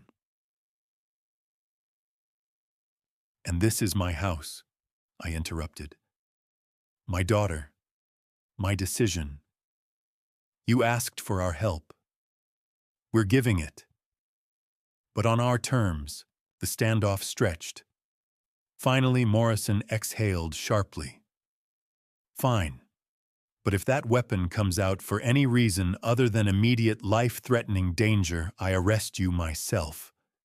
Clear. Crystal, Emma said. Morrison turned to his team. Position check. Agents began calling out assignments, voices clipped and professional. Morrison pulled up a detailed schedule. 7 p.m. gala starts. 200 guests, 12 undercover agents. Your speech at 7:30 introducing Emma as co-trustee. 8:30 we stage the trust transfer signing. The moment you sign, Helen asserts spousal rights. David positions as mediator. Marco reveals his enforcement role. We record everything. And then, I asked, uncoordinated arrests. The moment we have recorded confessions linking all 3 conspirators, tactical teams move in. No one leaves that ballroom. What about David's claim that he compromised your team? Morrison's expression hardened. Ran triple background checks overnight. Every agent, analyst, support staff. Financial records, communications logs, travel history. My team is clean. Sterling was bluffing, trying to make you panic and cancel. You're certain? Might I stake my career on it? Sterling's a narcissist who thinks he's smarter than everyone. He wanted you to doubt, to hesitate. But we've been planning this for 8 months. He's been scrambling for 2 weeks. We have the advantage, Emma spoke up. What if it goes wrong? If Marco brings additional enforcers, or Helen doesn't show, or David has an escape plan? Then we adapt, Morrison said bluntly. But everyone who walks into that ballroom tonight is walking into a controlled environment. Exits monitored, communications jammed except for FBI frequencies, tactical teams on 3 perimeters. If someone tries to run, we'll know. If someone tries to fight, we'll respond. He looked at both of us, weathered face grave. This is the best shot we'll ever have at bringing down the entire network. Helen, David, Marco, and connections to the wider trafficking operation. But it requires both of you to play your parts perfectly. Can you do that? I looked at Emma. She looked back at me. In her green eyes, I saw the same grim determination I felt. "Yes," I said. "Yes," Emma echoed. Morrison began distributing wireless earpieces.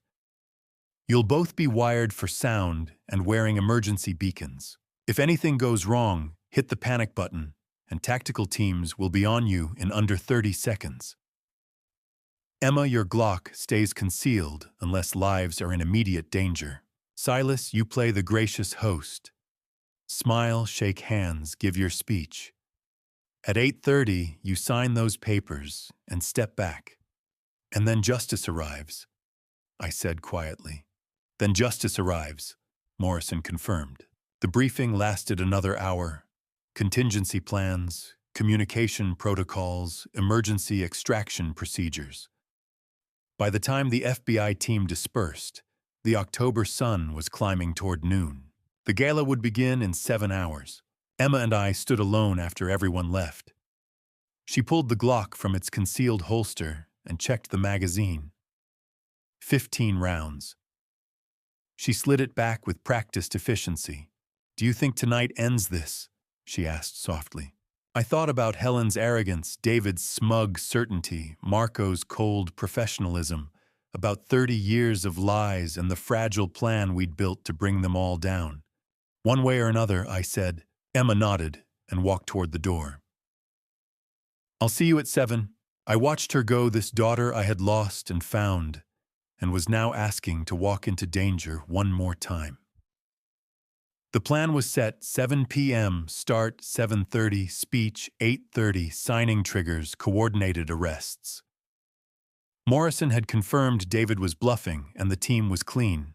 But as I stood in the empty briefing room, staring at the tactical blueprint, I realized tonight would either be justice or a bloodbath. There was no middle ground, no safe outcome, just the hope that 30 years of injustice could be balanced on the edge of a single night. That night arrived with the weight of 30 years behind it. The Harrington Estate ballroom glittered with crystal chandeliers, and 200 guests in black tie elegance, none knowing they'd walked into a federal sting operation.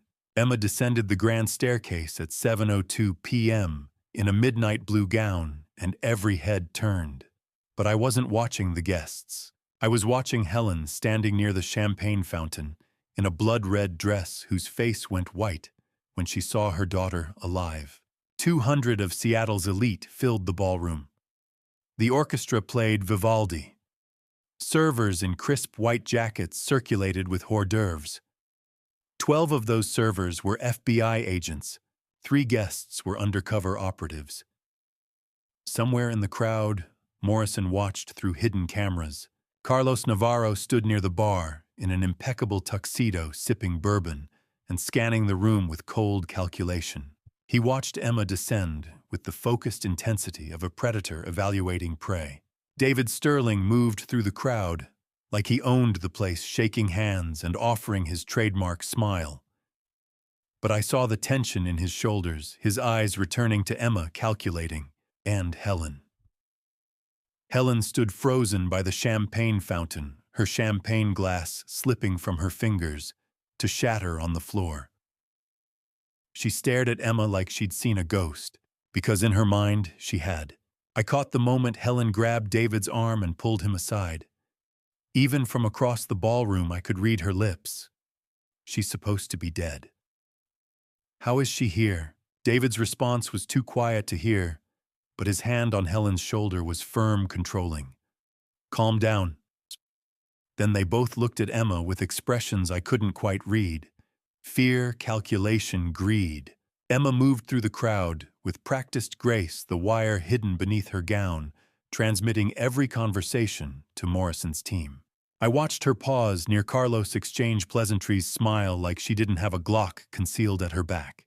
At 7:30 p.m., I took the stage. The orchestra fell silent. 200 faces turned toward me. Thank you all for coming tonight. The Harrington Foundation has long been committed to supporting Seattle's most vulnerable communities. Tonight, I'm proud to announce a $10 million donation to establish the Hope Foster Children's Foundation. Applause rippled through the ballroom. I saw Morrison near the kitchen entrance, dressed as a server, watching intently. But tonight is also personal. 30 years ago, I lost my daughter Emma in a tragedy that nearly destroyed me. For 3 decades, I believed she was gone. But miracles do happen. Emma survived, and tonight I'm honored to introduce her, not just as my daughter, but as the co-trustee of the Harrington Family Trust. The ballroom erupted in surprised murmurs. Emma stepped forward, scanning the crowd, finding Helen, finding David, finding Carlos. Her smile was perfect, poised, and completely hollow. David leaned close to Helen and whispered something that made her nod. I caught fragments through Emma's wire later. We proceed as planned. She signs, we take the money, and we disappear. The next hour was choreographed tension. Emma circulated, drawing David and Helen into conversations the FBI recorded.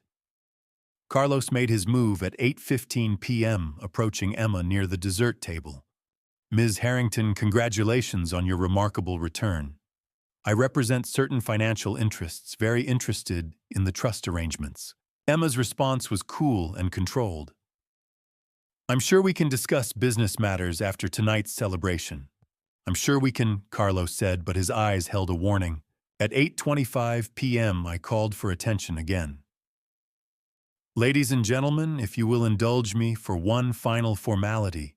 Then, at 8:27 p.m., 3 minutes before the planned arrests, every light in the ballroom went dark. Emma had warned Morrison the estate's electrical system was vulnerable. The cartel had breached the security grid 2 nights earlier. But no one expected them to cut power and security cameras simultaneously. And the shooting started. Muzzle flashes lit the darkness like lightning. Guests screamed. I heard Morrison shouting, "Lights out, all agents engage, protect the principals." The FBI's infrared scopes gave them advantage over the cartel shooters. But without functioning cameras, Morrison's command center was blind. That's how Carlos escaped. He knew the garage exit route, knew the cameras were down, knew FBI snipers couldn't target what they couldn't see. Emma had given Morrison the estate blueprints, but the cartel had Emma's access codes. It was a race through darkness, and Carlos had a 3-second head start. I dove behind the stage as bullets shattered the champagne fountain. Glass exploded. The orchestra's instruments crashed as musicians scrambled for cover. FBI agents dropped their server disguises and returned fire. The emergency backup lights flickered on, casting everything in hellish red. I saw David Sterling near the ballroom entrance, clutching his shoulder, where blood seeped through his tuxedo. 2 FBI agents tackled him. Helen was being dragged toward the kitchen by another agent, her blood-red dress torn and her face twisted in rage. But Carlos Navarro was sprinting toward the shattered glass doors, leading to the parking garage, weapon in hand. Emma appeared beside me, her Glock drawn. "Carlos is running. I'm going after him." I grabbed her arm. "Don't go after him, Emma, wait." She pulled free with unexpected strength. "He knows where the other survivors are. He has names, locations, the whole network. If he escapes, this was all for nothing." Emma sprinted toward the parking garage, her midnight blue gown hiked up, the Glock steady in her hand. I ran after her, my dress shoes slipping on marble slick with spilled champagne and blood. Behind me, Morrison's voice crackled over the radio. "Primary target escaped to parking garage. All units converge." But Emma was already through the shattered doors, disappearing into the concrete shadows. I shouted her name, "Emma, stop." But she didn't slow. I burst through the doors 30 seconds behind her. The garage was dim, lit only by flickering fluorescent tubes. Somewhere in the darkness, I heard footsteps. Then Emma's voice, steady and cold. "Carlos Navarro, stop running." A shot rang out. The sound echoed off concrete walls, impossible to locate. "Ma." I screamed, running toward where I thought her voice had come from. "Emma, answer me." Another shot. Closer. I rounded a concrete pillar and saw them. Emma stood 20 feet from Carlos, her Glock aimed at his chest. Carlos had his weapon pointed at her. They were locked in a standoff, two survivors of violence who'd learned to shoot first and question later. "Put it down," Emma said quietly. "It's over." Carlos smiled, and it was the coldest thing I'd ever seen. "Is it your father is right behind you, unarmed?" "How fast are you, Emma? Fast enough to shoot me before I shoot him." I froze. My daughter held a gun on a cartel killer. The cartel killer held a gun on my daughter. And I stood between them, unable to protect either without condemning the other. "Emma," I said softly, "let the FBI handle this, please." She didn't lower her weapon. She didn't even blink. I burst into the garage and froze. Emma stood 30 feet away, Glock aimed at Carlos Navarro's chest. Her hands were steady, too steady. Carlos had his hands raised but was smiling. "Go ahead, Emma," he said softly. "Become what we made you." And I saw her finger tighten on the trigger. The parking garage was a concrete tomb, lit by flickering fluorescent tubes. Carlos leaned against his black Bentley, blood seeping through his tuxedo from a graze wound. But his smile never wavered. He looked at Emma the way a sculptor looks at clay, with ownership, with pride in what he'd created. "Emma," I said carefully, taking a slow step forward. "Don't do this." "Why not?" she asked, voice eerily calm. "He trafficked children. He destroyed lives. He deserves to die." Carlos laughed, a low sound echoing off concrete pillars. "Pull the trigger, Emma. Show your father what 30 years of survival really taught you. Show him the monster we trained you to be. If you kill him, they win." I said, taking another step. "They turn you into exactly what they wanted. A weapon. A killer. Is that who you are?" Emma's jaw tightened. "He deserves to die. They all deserve to die. Maybe they do. But you deserve to be free. You deserve to be more than what they made you. Killing him won't give you that freedom. It will chain you to them forever." Emma's hands didn't shake. That was what terrified me. 30 years of trauma had trained her to kill without hesitation. The daughter I'd lost in that lake 30 years ago was drowning again, this time in rage and justified hatred that would consume her if she pulled that trigger. A red laser dot appeared on Carlos's chest. FBI sniper positioned somewhere in the garage's upper levels, but they couldn't shoot without risking Emma. This was her choice. Her crossroads. Then the Bentley's rear door opened. Marco Castellano stepped out in his blood-stained tuxedo, the man Emma had loved and trusted for months, now revealed as a Sinaloa cartel lieutenant who'd seduced her on assignment for $5 million. His right hand was tucked inside his jacket. "Emma," he said quietly, "I'm sorry you had to find out this way." Emma's gun swung toward Marco, her face draining of color. The cartel assigned me to you 6 months ago." Marco continued, voice almost gentle. "Everything we had was a job. The dinners, the conversations, the trust you gave me, it was all part of the operation. I needed access to the estate, to your father, to the trust accounts. You gave me everything I needed." Emma's voice broke. "It was you I texted." Gala confirmed. 5 days. "You knew about the FBI sting." I knew everything," Marco said. "Morrison's plan, the wire you're wearing right now, the arrest schedule. I reported it all to Carlos, and I'd do it again for $5 million. The devastation on Emma's face was more painful than any physical wound I'd ever seen. This wasn't just betrayal. This was the systematic destruction of the one relationship she'd allowed herself to believe was real, was safe, was hers. Marco's hand moved inside his jacket. "Gun!" I shouted. The FBI sniper's rifle cracked. Marco's weapon flew from his hand in a spray of blood and shattered bone. He screamed and collapsed against the Bentley, clutching his ruined wrist. Emma turned back to Carlos, gun rock steady, despite tears streaming down her face. Now they both die. I moved without thinking, closing the distance and grabbing her wrist. Emma, stop. Look at me. She tried to pull free, but I held on. Let go. No.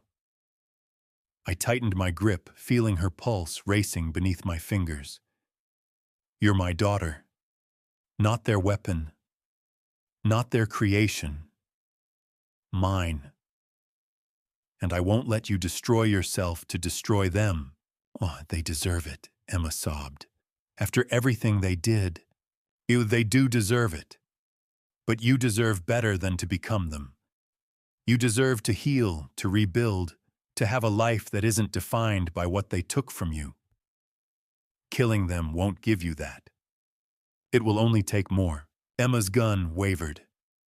Her whole body was shaking now, 30 years of compressed trauma finally breaking through the ice she'd built around herself. I almost became the monster they made, she whispered. But you didn't, I said, gently lowering her weapon hand. That's what matters. You chose to be human. You chose mercy. You chose life. The gun clattered to the concrete floor. Emma collapsed into my arms, sobbing against my chest, with the kind of grief that comes when you finally stop running long enough to feel everything you've been holding back. FBI tactical units swarmed into the garage. Morrison appeared shouting orders. Secure both suspects, medical to the scene. Paramedics arrived under FBI escort to treat Marco's shattered wrist. Marco looked at Emma once, and whatever he saw in her face made him look away. Morrison cuffed Carlos Navarro personally, reading him his rights. You're under arrest for conspiracy, racketeering, human trafficking, money laundering, and attempted murder. Carlos smiled, even as the cuffs clicked shut. See you in court, he said to Emma. Emma lifted her head from my chest. No, you won't. I'm done looking at men like you. You no longer exist to me. Morrison turned to Marco. You're under arrest for the same charges plus espionage and obstruction of justice.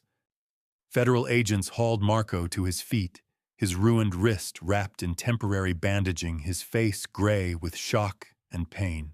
I helped Emma stand. Her midnight blue gown was torn and dirty, her makeup ruined by tears, but she stood tall, stood strong, stood free in a way I'd never seen before. Is it over? She asked quietly. The arrests are, I said. But the healing is just beginning. Morrison approached us. All conspirators in custody: David Sterling, Helen Whitfield, Carlos Navarro, Marco Castellano, and 3 backup shooters. We got them all. Every single one. Emma nodded. And the trafficking network. Carlos will talk to reduce his sentence. We'll dismantle the entire operation. Your testimony will save lives, Emma. You already have. Above us, sirens wailed. Red and blue lights reflected off concrete walls. FBI agents secured the crime scene. Paramedics loaded Marco into an ambulance under guard. Carlos was led away in handcuffs, still smiling, still convinced he'd won something. But I knew the truth. Justice had arrived not just in the arrests, but in the choice Emma made to spare them. The choice to be more than what they'd tried to make her. The choice to reclaim her humanity from people who'd tried to steal it. I pulled Emma close as we walked toward the garage exit. You didn't become a monster. You became free. She leaned her head against my shoulder, exhausted and broken and whole all at once. Now what? Now we heal, I said, together. 3 days after the gala, I sat across from Agent Morrison in a sterile FBI conference room while he laid out the sentencing recommendations. David Sterling, 25 to life. Helen Whitfield, 18 to 25 years. Carlos Navarro, life without parole. Marco Castellano, 15 to 20 years. Justice delivered in neat legal packages. Morrison spread the case files across the cold metal table. Fluorescent lights hummed overhead. Outside the narrow window, Seattle rain streaked the glass. David Sterling will die in prison, Morrison said, tapping the first file. Federal trafficking charges carry mandatory minimums. With his age and the severity of his crimes, 25 to life means he never sees the outside again. Good, I said quietly. Helen Whitfield gets 18 to 25 years for conspiracy, child endangerment, insurance fraud, and money laundering. She'll be 76 at earliest parole. Given her lack of remorse, the parole board will likely deny her repeatedly. The numbers felt abstract until I realized Helen would be 76 before she saw daylight. David would die behind bars. The people who'd destroyed my daughter's childhood would spend what remained of their lives in concrete cages. Carlos Navarro gets life without parole. Racketeering, human trafficking, attempted murder of federal agents, conspiracy. He's never getting out. The Sinaloa cartel has already disowned him. He's alone. And Marco. I asked, though saying his name left a bitter taste. Marco Castellano gets 15 to 20 years. He cooperated extensively, gave us names and locations of trafficking operations across 3 continents. His testimony will dismantle networks that have been operating for decades. It doesn't excuse what he did to Emma, but it will save lives. I nodded, unable to feel anything but cold satisfaction. 15 years felt inadequate, but I would take it. "Gianni Emma?" I asked the question I'd been holding since I walked into the room. Morrison leaned back. 18 months for illegal weapons possession and minor money laundering assistance. Full immunity for everything else. She cooperated from the beginning. Wore the Wire provided testimony that secured every conviction. And she chose mercy when she could have chosen murder. That matters to prosecutors. That matters to judges. 18 months, I repeated. When does she start? She's already in custody. Federal detention facility in SeaTac. Minimum security. She'll be eligible for work release after 12 months and full release after 18 with good behavior. Then the record is sealed. She walks away clean. I closed my eyes, feeling something loosen in my chest. 18 months. Emma would pay a price for her role, however coerced, but it was survivable. Manageable. Fair. Can I see her? Morrison stood and gestured toward the door. She's in interrogation room 3. Take as long as you need. The walk down the hallway felt longer than it was. Morrison unlocked the door and stepped aside. Emma sat at a metal table wearing an orange jumpsuit that made her look younger than her 35 years. Her hair was pulled back. No makeup. No jewelry. Just my daughter, exhausted and raw and real. The door closed behind me. Emma looked up when I entered and her eyes filled with tears. I sat down across from her. For a moment, neither of us spoke. Then Emma said the words I'd waited 30 years to hear. "I'm sorry I hated you. You didn't sell me. They lied. David lied. The cartel lied. And I believed them for 30 years. I was wrong." Her voice broke. Tears spilled down her cheeks. I reached across the table and took her hands. "You survived. That's all that matters. I failed to protect you 30 years ago, but I'll spend the rest of my life making it right." Emma squeezed my hands so hard it hurt. "I thought you abandoned me. I thought you chose Helen over me. David told me you were in prison for trying to kill me, and I believed him because I was 5 years old and terrified and alone." "I know," I said softly. "I know what they told you, and I know why you believed it. You were a child. You did what you had to do to survive. I spent 30 years hating you," Emma whispered. 30 years planning revenge. And when I finally found you, I realized everything I believed was a lie. Every single thing.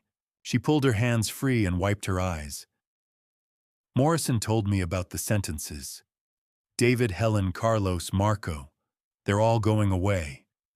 Is it enough? Is there ever enough justice for what they did?" "No," I said honestly. No amount of prison time will give you back your childhood or erase what they did. But they'll spend the rest of their lives paying for their crimes, and you get to be free. 18 months isn't free, Emma said with a bitter smile. It's a consequence, I agreed. A fair one. You made choices even under duress. You carried an illegal weapon. You moved money. The law doesn't care that you were a victim, it only cares what you did. 18 months is justice for you too, and when you walk out clean. No record, no debt. Just freedom. Emma nodded slowly. I can live with 18 months. I've survived worse. You have. You've survived hell. And you'll survive this too. I'll visit you every week, every single week until you're released. You won't be alone. After I serve my time, Emma said quietly, I want to work with you on the Hope Foundation. Help kids who were trafficked like me. Give them safe homes, therapy, education. Everything I didn't have. I want to turn this nightmare into something that saves others. I felt tears burn my eyes. Nothing would make me prouder. Emma stood and I stood with her.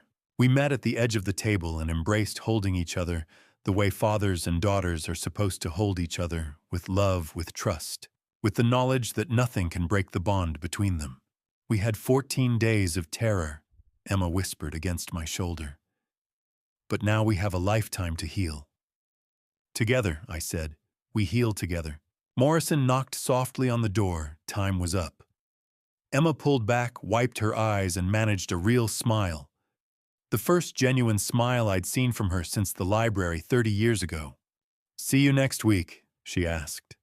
Next week, I promised. And every week after that. I walked out of the FBI building into the November rain, feeling lighter than I had in 3 decades. Justice was served. Emma was safe. And for the first time since that terrible night at Lake Washington, I had hope. Hope is a fragile thing, easily crushed and slow to rebuild. 2 weeks after the gala, my grandfather's estate lawyers opened a file marked Theodore Harrington sealed until Emma's return.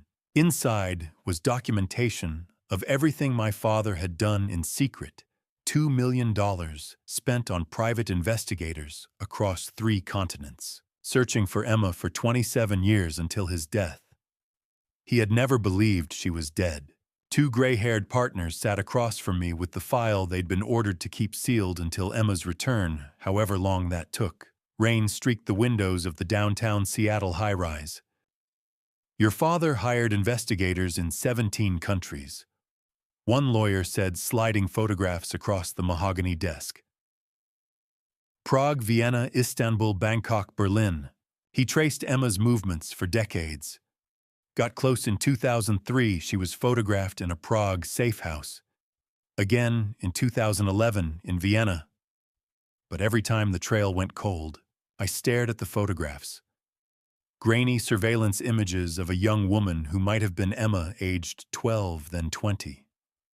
My father had seen these pictures, had known she was alive, had kept searching. Why didn't he tell me? I asked, my voice breaking. The second lawyer opened Theodore's handwritten will. He wrote, Silas has suffered enough. If I tell him Emma is alive but we cannot find her, it will destroy him. Better to let him grieve and move forward than to torture him with false hope. I will search alone, and I will protect her inheritance until she returns. $2 million. 27 years. My father had never stopped searching for his granddaughter. I wept in that law office, not from grief, but from overwhelming gratitude that Emma had never been forgotten. But Emma was not dead. She had survived, and now she needed me to show up consistently and without fail to prove David's lies were false. So every Saturday for 78 weeks, I drove to FCI SeaTac Federal Prison. Not out of obligation, but because I'd missed 1,560 Saturdays of her childhood. I couldn't get those back, but I could show up for these. The first few visits were stilted, painful. We sat across from each other in a visiting room that smelled like disinfectant and institutional soap. Emma wouldn't meet my eyes. She answered questions in monosyllables. She was testing me, waiting for me to prove I was just another person who would abandon her. But I kept coming. Saturday after Saturday. Through November rain and December snow and January ice. I came when I was exhausted.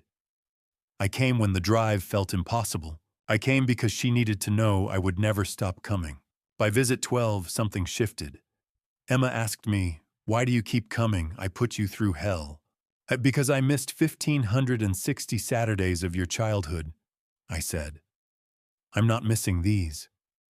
She cried then for the first time since the garage, and we started to heal. The montage of those 18 months could fill volumes. Conversations about her trafficking years told in pieces she could bear to share.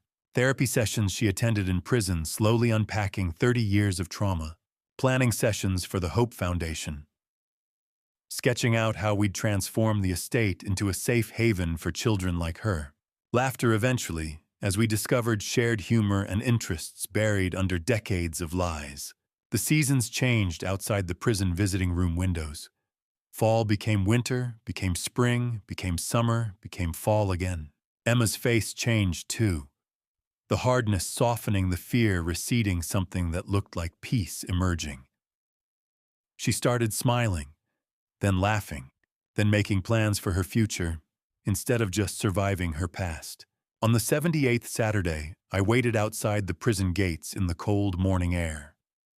The sun was rising over the Cascade Mountains, painting the sky in shades of gold and pink. The gate buzzed and swung open. Emma walked out in civilian clothes, jeans, and a jacket I'd brought her the week before, carrying a single duffel bag with her belongings. She was 35 years old, free for the first time since she was 5. And I was the first person she saw. "You waited," she said, walking toward me. "I will always wait," I said. "You're my daughter." We embraced there in the prison parking lot, holding each other the way we should have held each other 30 years ago. 18 months of healing. 78 visits. 1,560 Saturdays repaid one at a time. Now what? Emma asked, pulling back and wiping her eyes.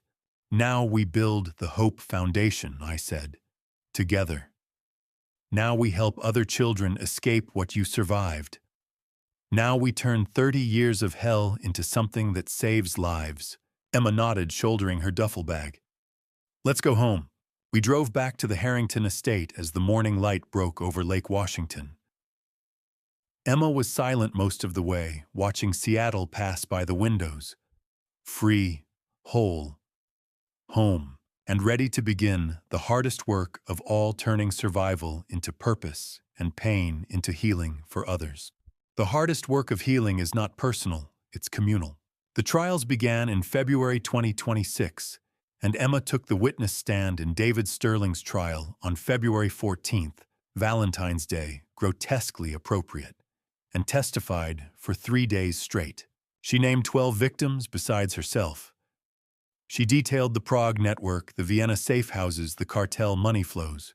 And on day 3, she looked David in the eye and told the jury exactly how he'd groomed her.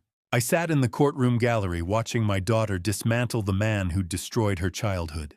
David sat in an orange prison jumpsuit, his silver hair now gray, his arrogance finally cracking under the weight of Emma's testimony. The jury deliberated for 4 hours. Guilty on all counts: human trafficking, conspiracy, fraud, racketeering. At sentencing 2 weeks later, David was given one final chance to address the court. He stood and turned to Emma, who sat in the front row beside me. I made you what you are, Emma," he said, his voice still carrying that manipulative smoothness. "You're strong because of me. Remember that." The courtroom went silent. Emma stood slowly and the judge allowed it. "No," Emma said, her voice steady and clear. "I made myself despite you. I'm strong because I refused to become the monster you wanted. You made nothing. You destroyed.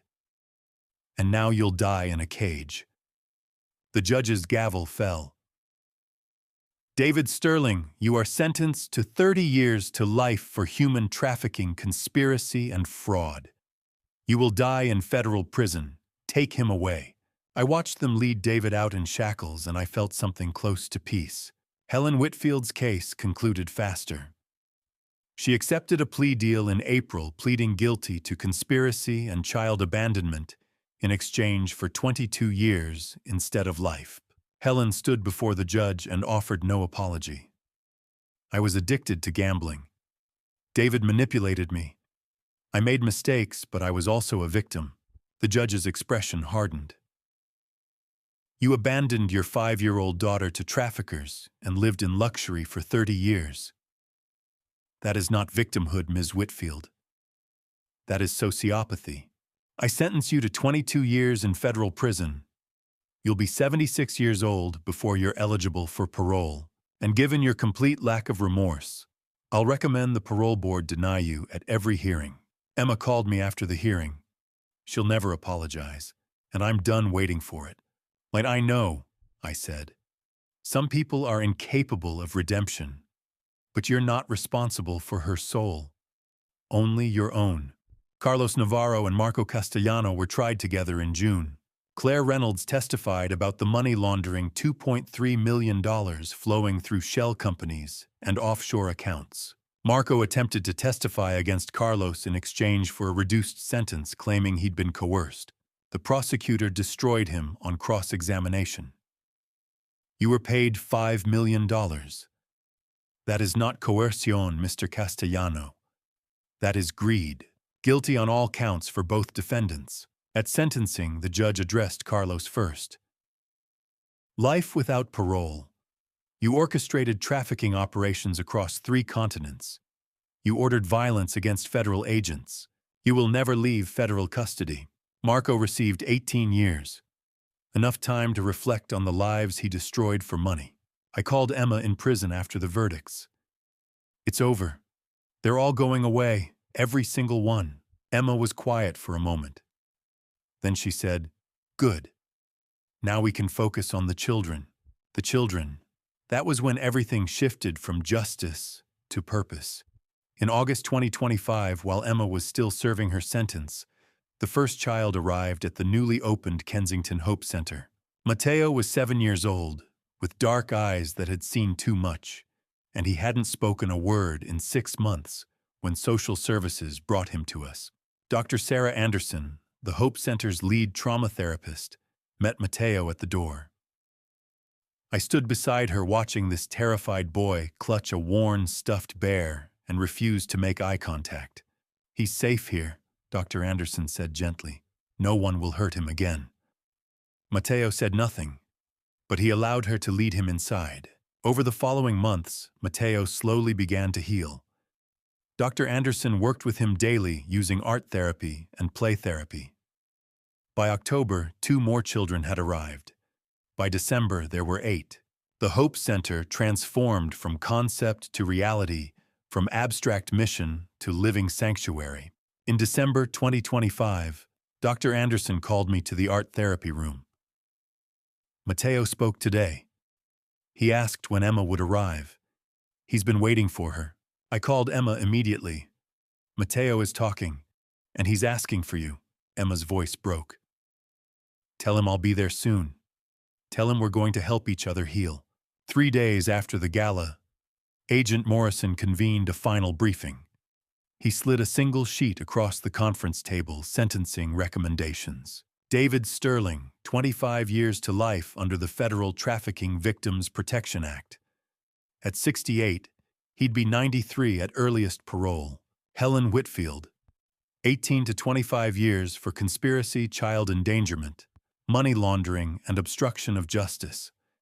Release date no earlier than 2042, when she'd be 76. Carlos Navarro, life without possibility of parole. 12 counts of racketeering, human trafficking, attempted murder of federal agents.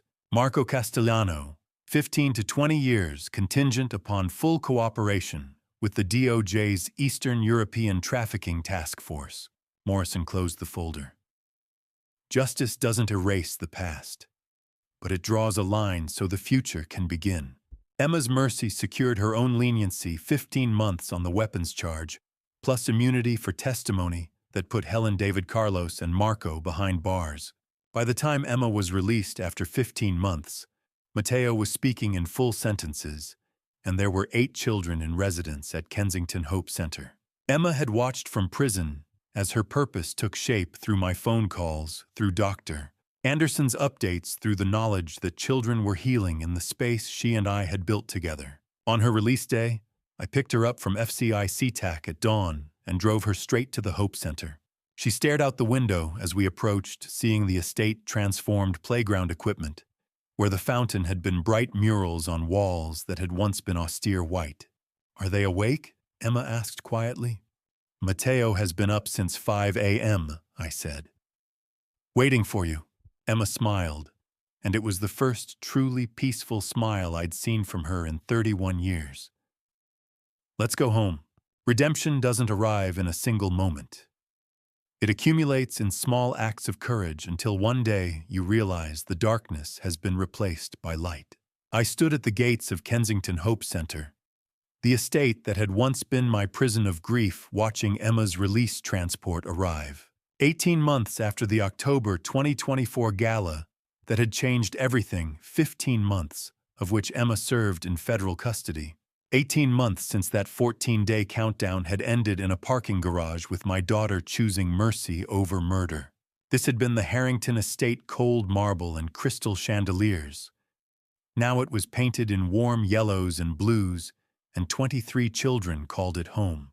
Emma was coming home to a house that had finally learned to heal. The sedan pulled into the circular driveway, where valets had once parked luxury cars. Now a playground stood where manicured gardens had been swings and slides, and a treehouse overlooking Lake Washington. Children's artwork covered the walls. The conservatory where Helen had revealed her survival was now a bright art therapy room. The study where David had plotted was a library filled with children's books. Every room that had held darkness now held light. Emma stepped out carrying a single duffel bag. Everything she owned fit in one bag. She stood staring at the transformation tears streaming down her face. "You turned the house that destroyed me into a place that saves children," she whispered. "We turned it," I said, pulling her into an embrace. "This was always your vision. I just kept it warm until you came home." 23 children between ages 4 and 16, now called Kensington Hope Center, home trafficking survivors, from 7 countries each in various stages of healing. Dr. Sarah Anderson met us at the entrance, her warm smile welcoming Emma. "We've been waiting for you. The children talk about you constantly, Mateo especially." As if summoned by his name, Mateo appeared at the top of the grand staircase, the same staircase Emma had descended in a midnight blue gown the night of the gala. But now the stairs were carpeted in soft blue, and children's handprints in paint decorated the walls. "Emma." Mateo shouted, his voice clear and strong, so different from the silent, terrified boy who'd arrived 6 months earlier. "You're here, you're finally here." He ran down and threw his arms around Emma. She dropped her duffel bag and held him tight, sobbing into his dark hair. Mateo, who hadn't spoken for 6 months when he arrived, chattered excitedly about his art therapy projects, his new friends, the treehouse he'd helped build. I gave Emma the tour. The dining room was now a communal space where children ate together. The ballroom had been divided into therapy rooms. The wine cellar was a game room. The garage housed bicycles and sports equipment. "Where did you sleep?" Emma asked quietly. I gestured to a small apartment above the garage. "There. But you have a suite in the main house. Your childhood bedroom, we kept it exactly as you left it." Emma climbed the stairs and pushed open the door. The room was a time capsule, pink wallpaper, stuffed animals, drawings of horses and rainbows. A 5-year-old's room preserved for 32 years. Emma walked to the bed and picked up a worn, stuffed bear. "Mr. Bear, I forgot about him. Your grandfather Theodore kept this room sealed. He believed you'd come home, and he was right." Emma sat holding the bear, crying quietly. After a few minutes, she looked up. I'm not that little girl anymore. No. You're the woman who survived what destroyed her and chose to save others. You're stronger than any of us. But that little girl is still part of you, and she deserves to be remembered. As we walked through the main hallway, a small figure emerged from one of the therapy rooms. Lily Moran was 5 years old with dark curls and haunted eyes, clutching a stuffed rabbit exactly the way Emma had clutched a stuffed bear 32 years earlier, a mirror image of trauma across generations. Emma stopped walking. She stared at Lily with recognition, compassion, and something close to awe. Emma knelt slowly to Lily's eye level. "What's your name?" she asked gently. "Lee," the little girl whispered, voice barely audible. "I'm Emma. You're safe now, Lily, I promise. No one will ever hurt you again." Lily looked at Emma with those haunted eyes that had seen things no 5-year-old should ever see, and something shifted. Not trust, not yet, but the possibility of trust. The first fragile seed of belief that maybe, just maybe, safety was real. Emma reached out slowly and touched Lily's hand. Lily didn't pull away. I watched from a few steps behind, tears streaming down my face. She was finally home. Not just to this house, not just to this purpose, but to herself. Whole. Healed enough to heal others. Emma stood and took Lily's hand. "Would you like to show me your room?" Lily nodded and led Emma down the hallway, the stuffed rabbit clutched tight. I watched them walk away together, survivor and child past, and future trauma and healing, and I knew that every terrible thing that had happened had somehow impossibly led to this moment of grace. Grace arrives quietly in small moments we almost miss. 3 days into her freedom, Emma sat at the Hope Center office reviewing case files, 12 children's stories of trafficking abuse survival, when I brought her morning coffee. Emma looked up with red-rimmed eyes. "Helen's appeal was denied yesterday. She'll serve the full 22 years. I set the coffee down carefully, waiting for anger or pain. "Good," Emma said quietly. "But I forgive you." The words hung in the air. I stared at my daughter, not understanding. "You don't need to forgive me for something I didn't know," I said finally. Emma leaned back, her fingers tracing a case file photograph. "I forgive you because that's what breaks the cycle. For 30 years, I believed you sold me. I believed you took money and ran. I believed you chose Helen over me. And I hated you with everything I had." "Emma," she held up a hand. "Let me finish. You were lied to. David and Helen manipulated you. They used your grief as a weapon. You're as much a victim of their conspiracy as I am. And I forgive you because holding on to that anger will only poison me. Forgiveness is how we heal." "And Helen?" I asked quietly. Emma's expression hardened. "I'll never forgive Helen. She chose to betray me. She deliberately drove that car into the lake. She took insurance money and lived in luxury while I was trafficked for 30 years. She had every opportunity to find me, to stop it, to show one moment of remorse. And she chose not to. Some people don't deserve forgiveness. Some actions are unforgivable. Emma forgave me for 30 years I'd spent drowning in guilt over something I didn't know. But she would never forgive Helen for the 30 years Helen spent living in luxury after selling her daughter. The difference: choice, agency, moral responsibility. I sat down across from her, tears streaming. "You're wiser than I ever was. I had good teachers," Emma said with a small smile.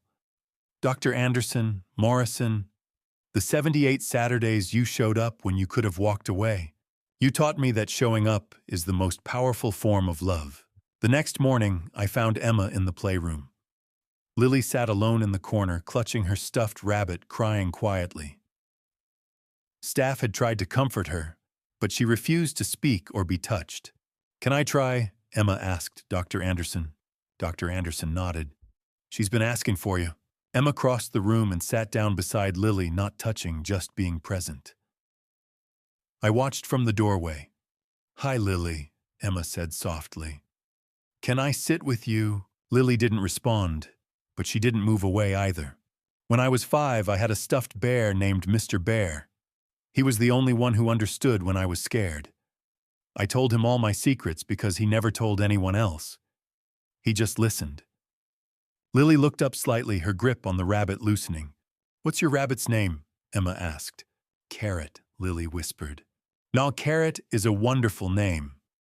Does Carrot listen to your secrets?" Lily nodded, fresh tears spilling. Emma reached into her pocket and pulled out the worn, stuffed bear from her childhood bedroom. "I brought Mr. Bear to meet Carrot. Because sometimes stuffed animals need friends too." She placed Mr. Bear on the carpet. Lily stared at the bear, then slowly, carefully placed Carrot beside him. Then Lily whispered, "Bad men took my mommy." And Emma's entire body stilled because she'd said almost identical words to David Sterling 32 years earlier. "Is she coming back?" Lily asked, voice breaking. Emma was quiet. "I don't know, sweetie, but I promise you're safe here. The bad men can't hurt you anymore, and I'll help you find your voice again. Just like someone is helping me find mine. You were scared too. I was very scared, for a very long time. But I learned that being scared doesn't mean you're broken. It means you survived something terrible. And surviving makes you strong even when you don't feel strong." "Do you still get scared?" "Yeah, sometimes. But now when I get scared, I have people who help me feel safe. And you have people too. Dr. Anderson and the other kids and my dad who's standing in the doorway trying not to cry." Lily looked over at me and offered the smallest hint of a smile. Emma and Lily sat together for the next hour, arranging stuffed animals in a circle, building a safe space within the safe space. Lily spoke in whispers at first, then in sentences, then in full stories about Carrot and the adventures he'd had before the bad men came. I stood in the doorway the entire time, tears streaming, understanding, finally, what I'd been too blind to see before. We don't overcome our trauma. We transform it into purpose. Emma survived 30 years of hell to sit beside this child and offer her the hope no one had offered Emma. She was saving Lily, and in doing so, she was saving herself. Transformation happened slowly then, all at once. Late April, as the sun descended over Lake Washington, Emma and I stood at the playground watching 23 children play. The lake that had nearly killed us both reflected gold and pink in the fading light. Beautiful instead of terrifying. Emma turned to me. "What do we call this? The center, the mission, us." I looked at the children, at the staff at the estate that had once been a monument to grief, now transformed into a sanctuary of healing. I looked at my daughter, free, purposeful, finally at peace. "Home's doctor," I said. "We call it home." Emma smiled. Not the polite smile she'd worn in court, or the careful smile she gave to donors. A real smile. The first genuine smile I'd seen in 32 years. "Home," she repeated softly. "I like that." Months later, autumn arrived with crisp air. 1 year after the October 2025 gala, 1 year since the night that had brought everything to a head, we held an anniversary celebration. 47 trafficking survivors had been helped by Kensington Hope Center. In its first year, 23 still in residence, 24 successfully transitioned to foster or family placements. 200 community members, donors, and local officials gathered on the grounds. This was no longer a private mission. It was a movement. I gave the opening speech. 1 year ago, this estate represented wealth and tragedy. Today, it represents healing and hope. 47 survivors have found safety here. 47 children who were told they were worthless have learned they are priceless. This transformation happened because one survivor chose to turn her pain into purpose. Emma took the microphone and spoke for less than 2 minutes, but her words carried the weight of 30 years. "I survived so I could stand here today and tell these children you will heal. It won't happen overnight. It won't be easy, but you will heal. I'm proof. This center is proof. And every child who walks through these doors will receive the safety, love, and support I never had. That's my promise. That's our mission. The crowd erupted. Emma stepped down and was immediately surrounded by survivors, young people whose lives she'd already touched. Then Lily Moran walked to the microphone, wearing a yellow dress, clutching carrot under one arm. Seeing Lily stand before 200 people, this child who 9 months ago couldn't speak at all, was almost more than I could bear. "My name is Lily," she said in her small, clear voice. "When I came here, I couldn't talk. I was too scared. But Emma told me about her stuffed bear, and I told her about Carrot, and now we're friends. Emma taught me it's okay to be scared, but I don't have to stay scared forever. Now I'm teaching my stuffed rabbit to be brave too." The applause lasted 5 minutes. Lily ran back to Emma, who scooped her up and held her tight. I watched my daughter hold this child and saw the cycle broken, saw trauma transformed, saw healing ripple outward. That evening, I stood on the balcony overlooking Lake Washington as the sun set. The same view I'd stared at for 32 years, seeing only darkness and loss. Now I saw light. Children playing. Emma working, Lily laughing, home. David Sterling, federal inmate number 84729, was in his second year of a 30-year sentence. He would die in prison. Helen was serving year 2 of 22. She'd requested permission to write Emma twice. Both letters were returned unopened. Carlos was in isolation life without parole. Marco had sent 14 letters. Emma had read none of them. Justice was served. Completely. Finally. Irrevocably. Emma had severed all ties and moved forward entirely. She owed them nothing. Not forgiveness, not acknowledgement, not even hatred. Just absence. Love, the kind that shows up every Saturday for 78 weeks. The kind that transforms mansions into homes. The kind that kneels on playroom floors with frightened children and promises them tomorrow. That kind of love doesn't just heal. It redeems. It breaks cycles. It saves not just one life, but 47 and counting. Standing on that balcony at Sunset Lake Washington, glowing with reflected light, I finally understood what my father Theodore had known all along. Emma was always alive, always fighting, always surviving.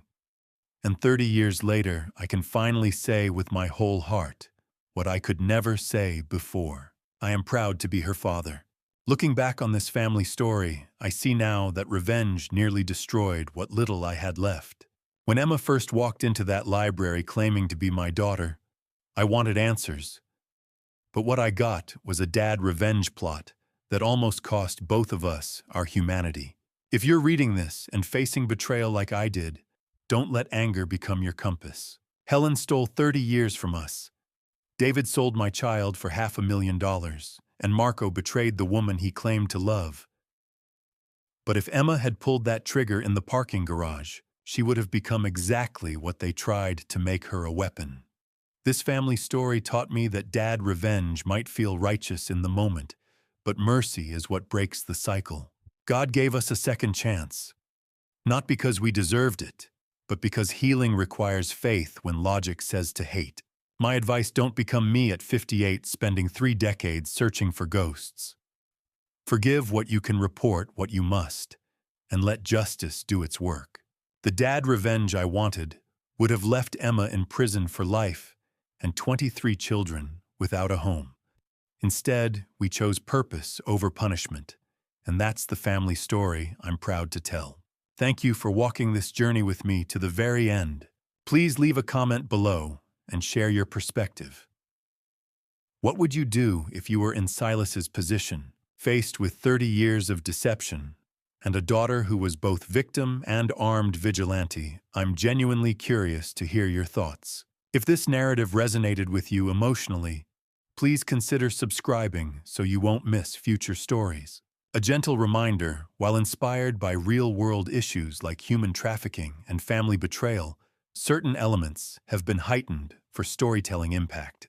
If this content isn't your preference, feel free to explore other videos that might suit you better.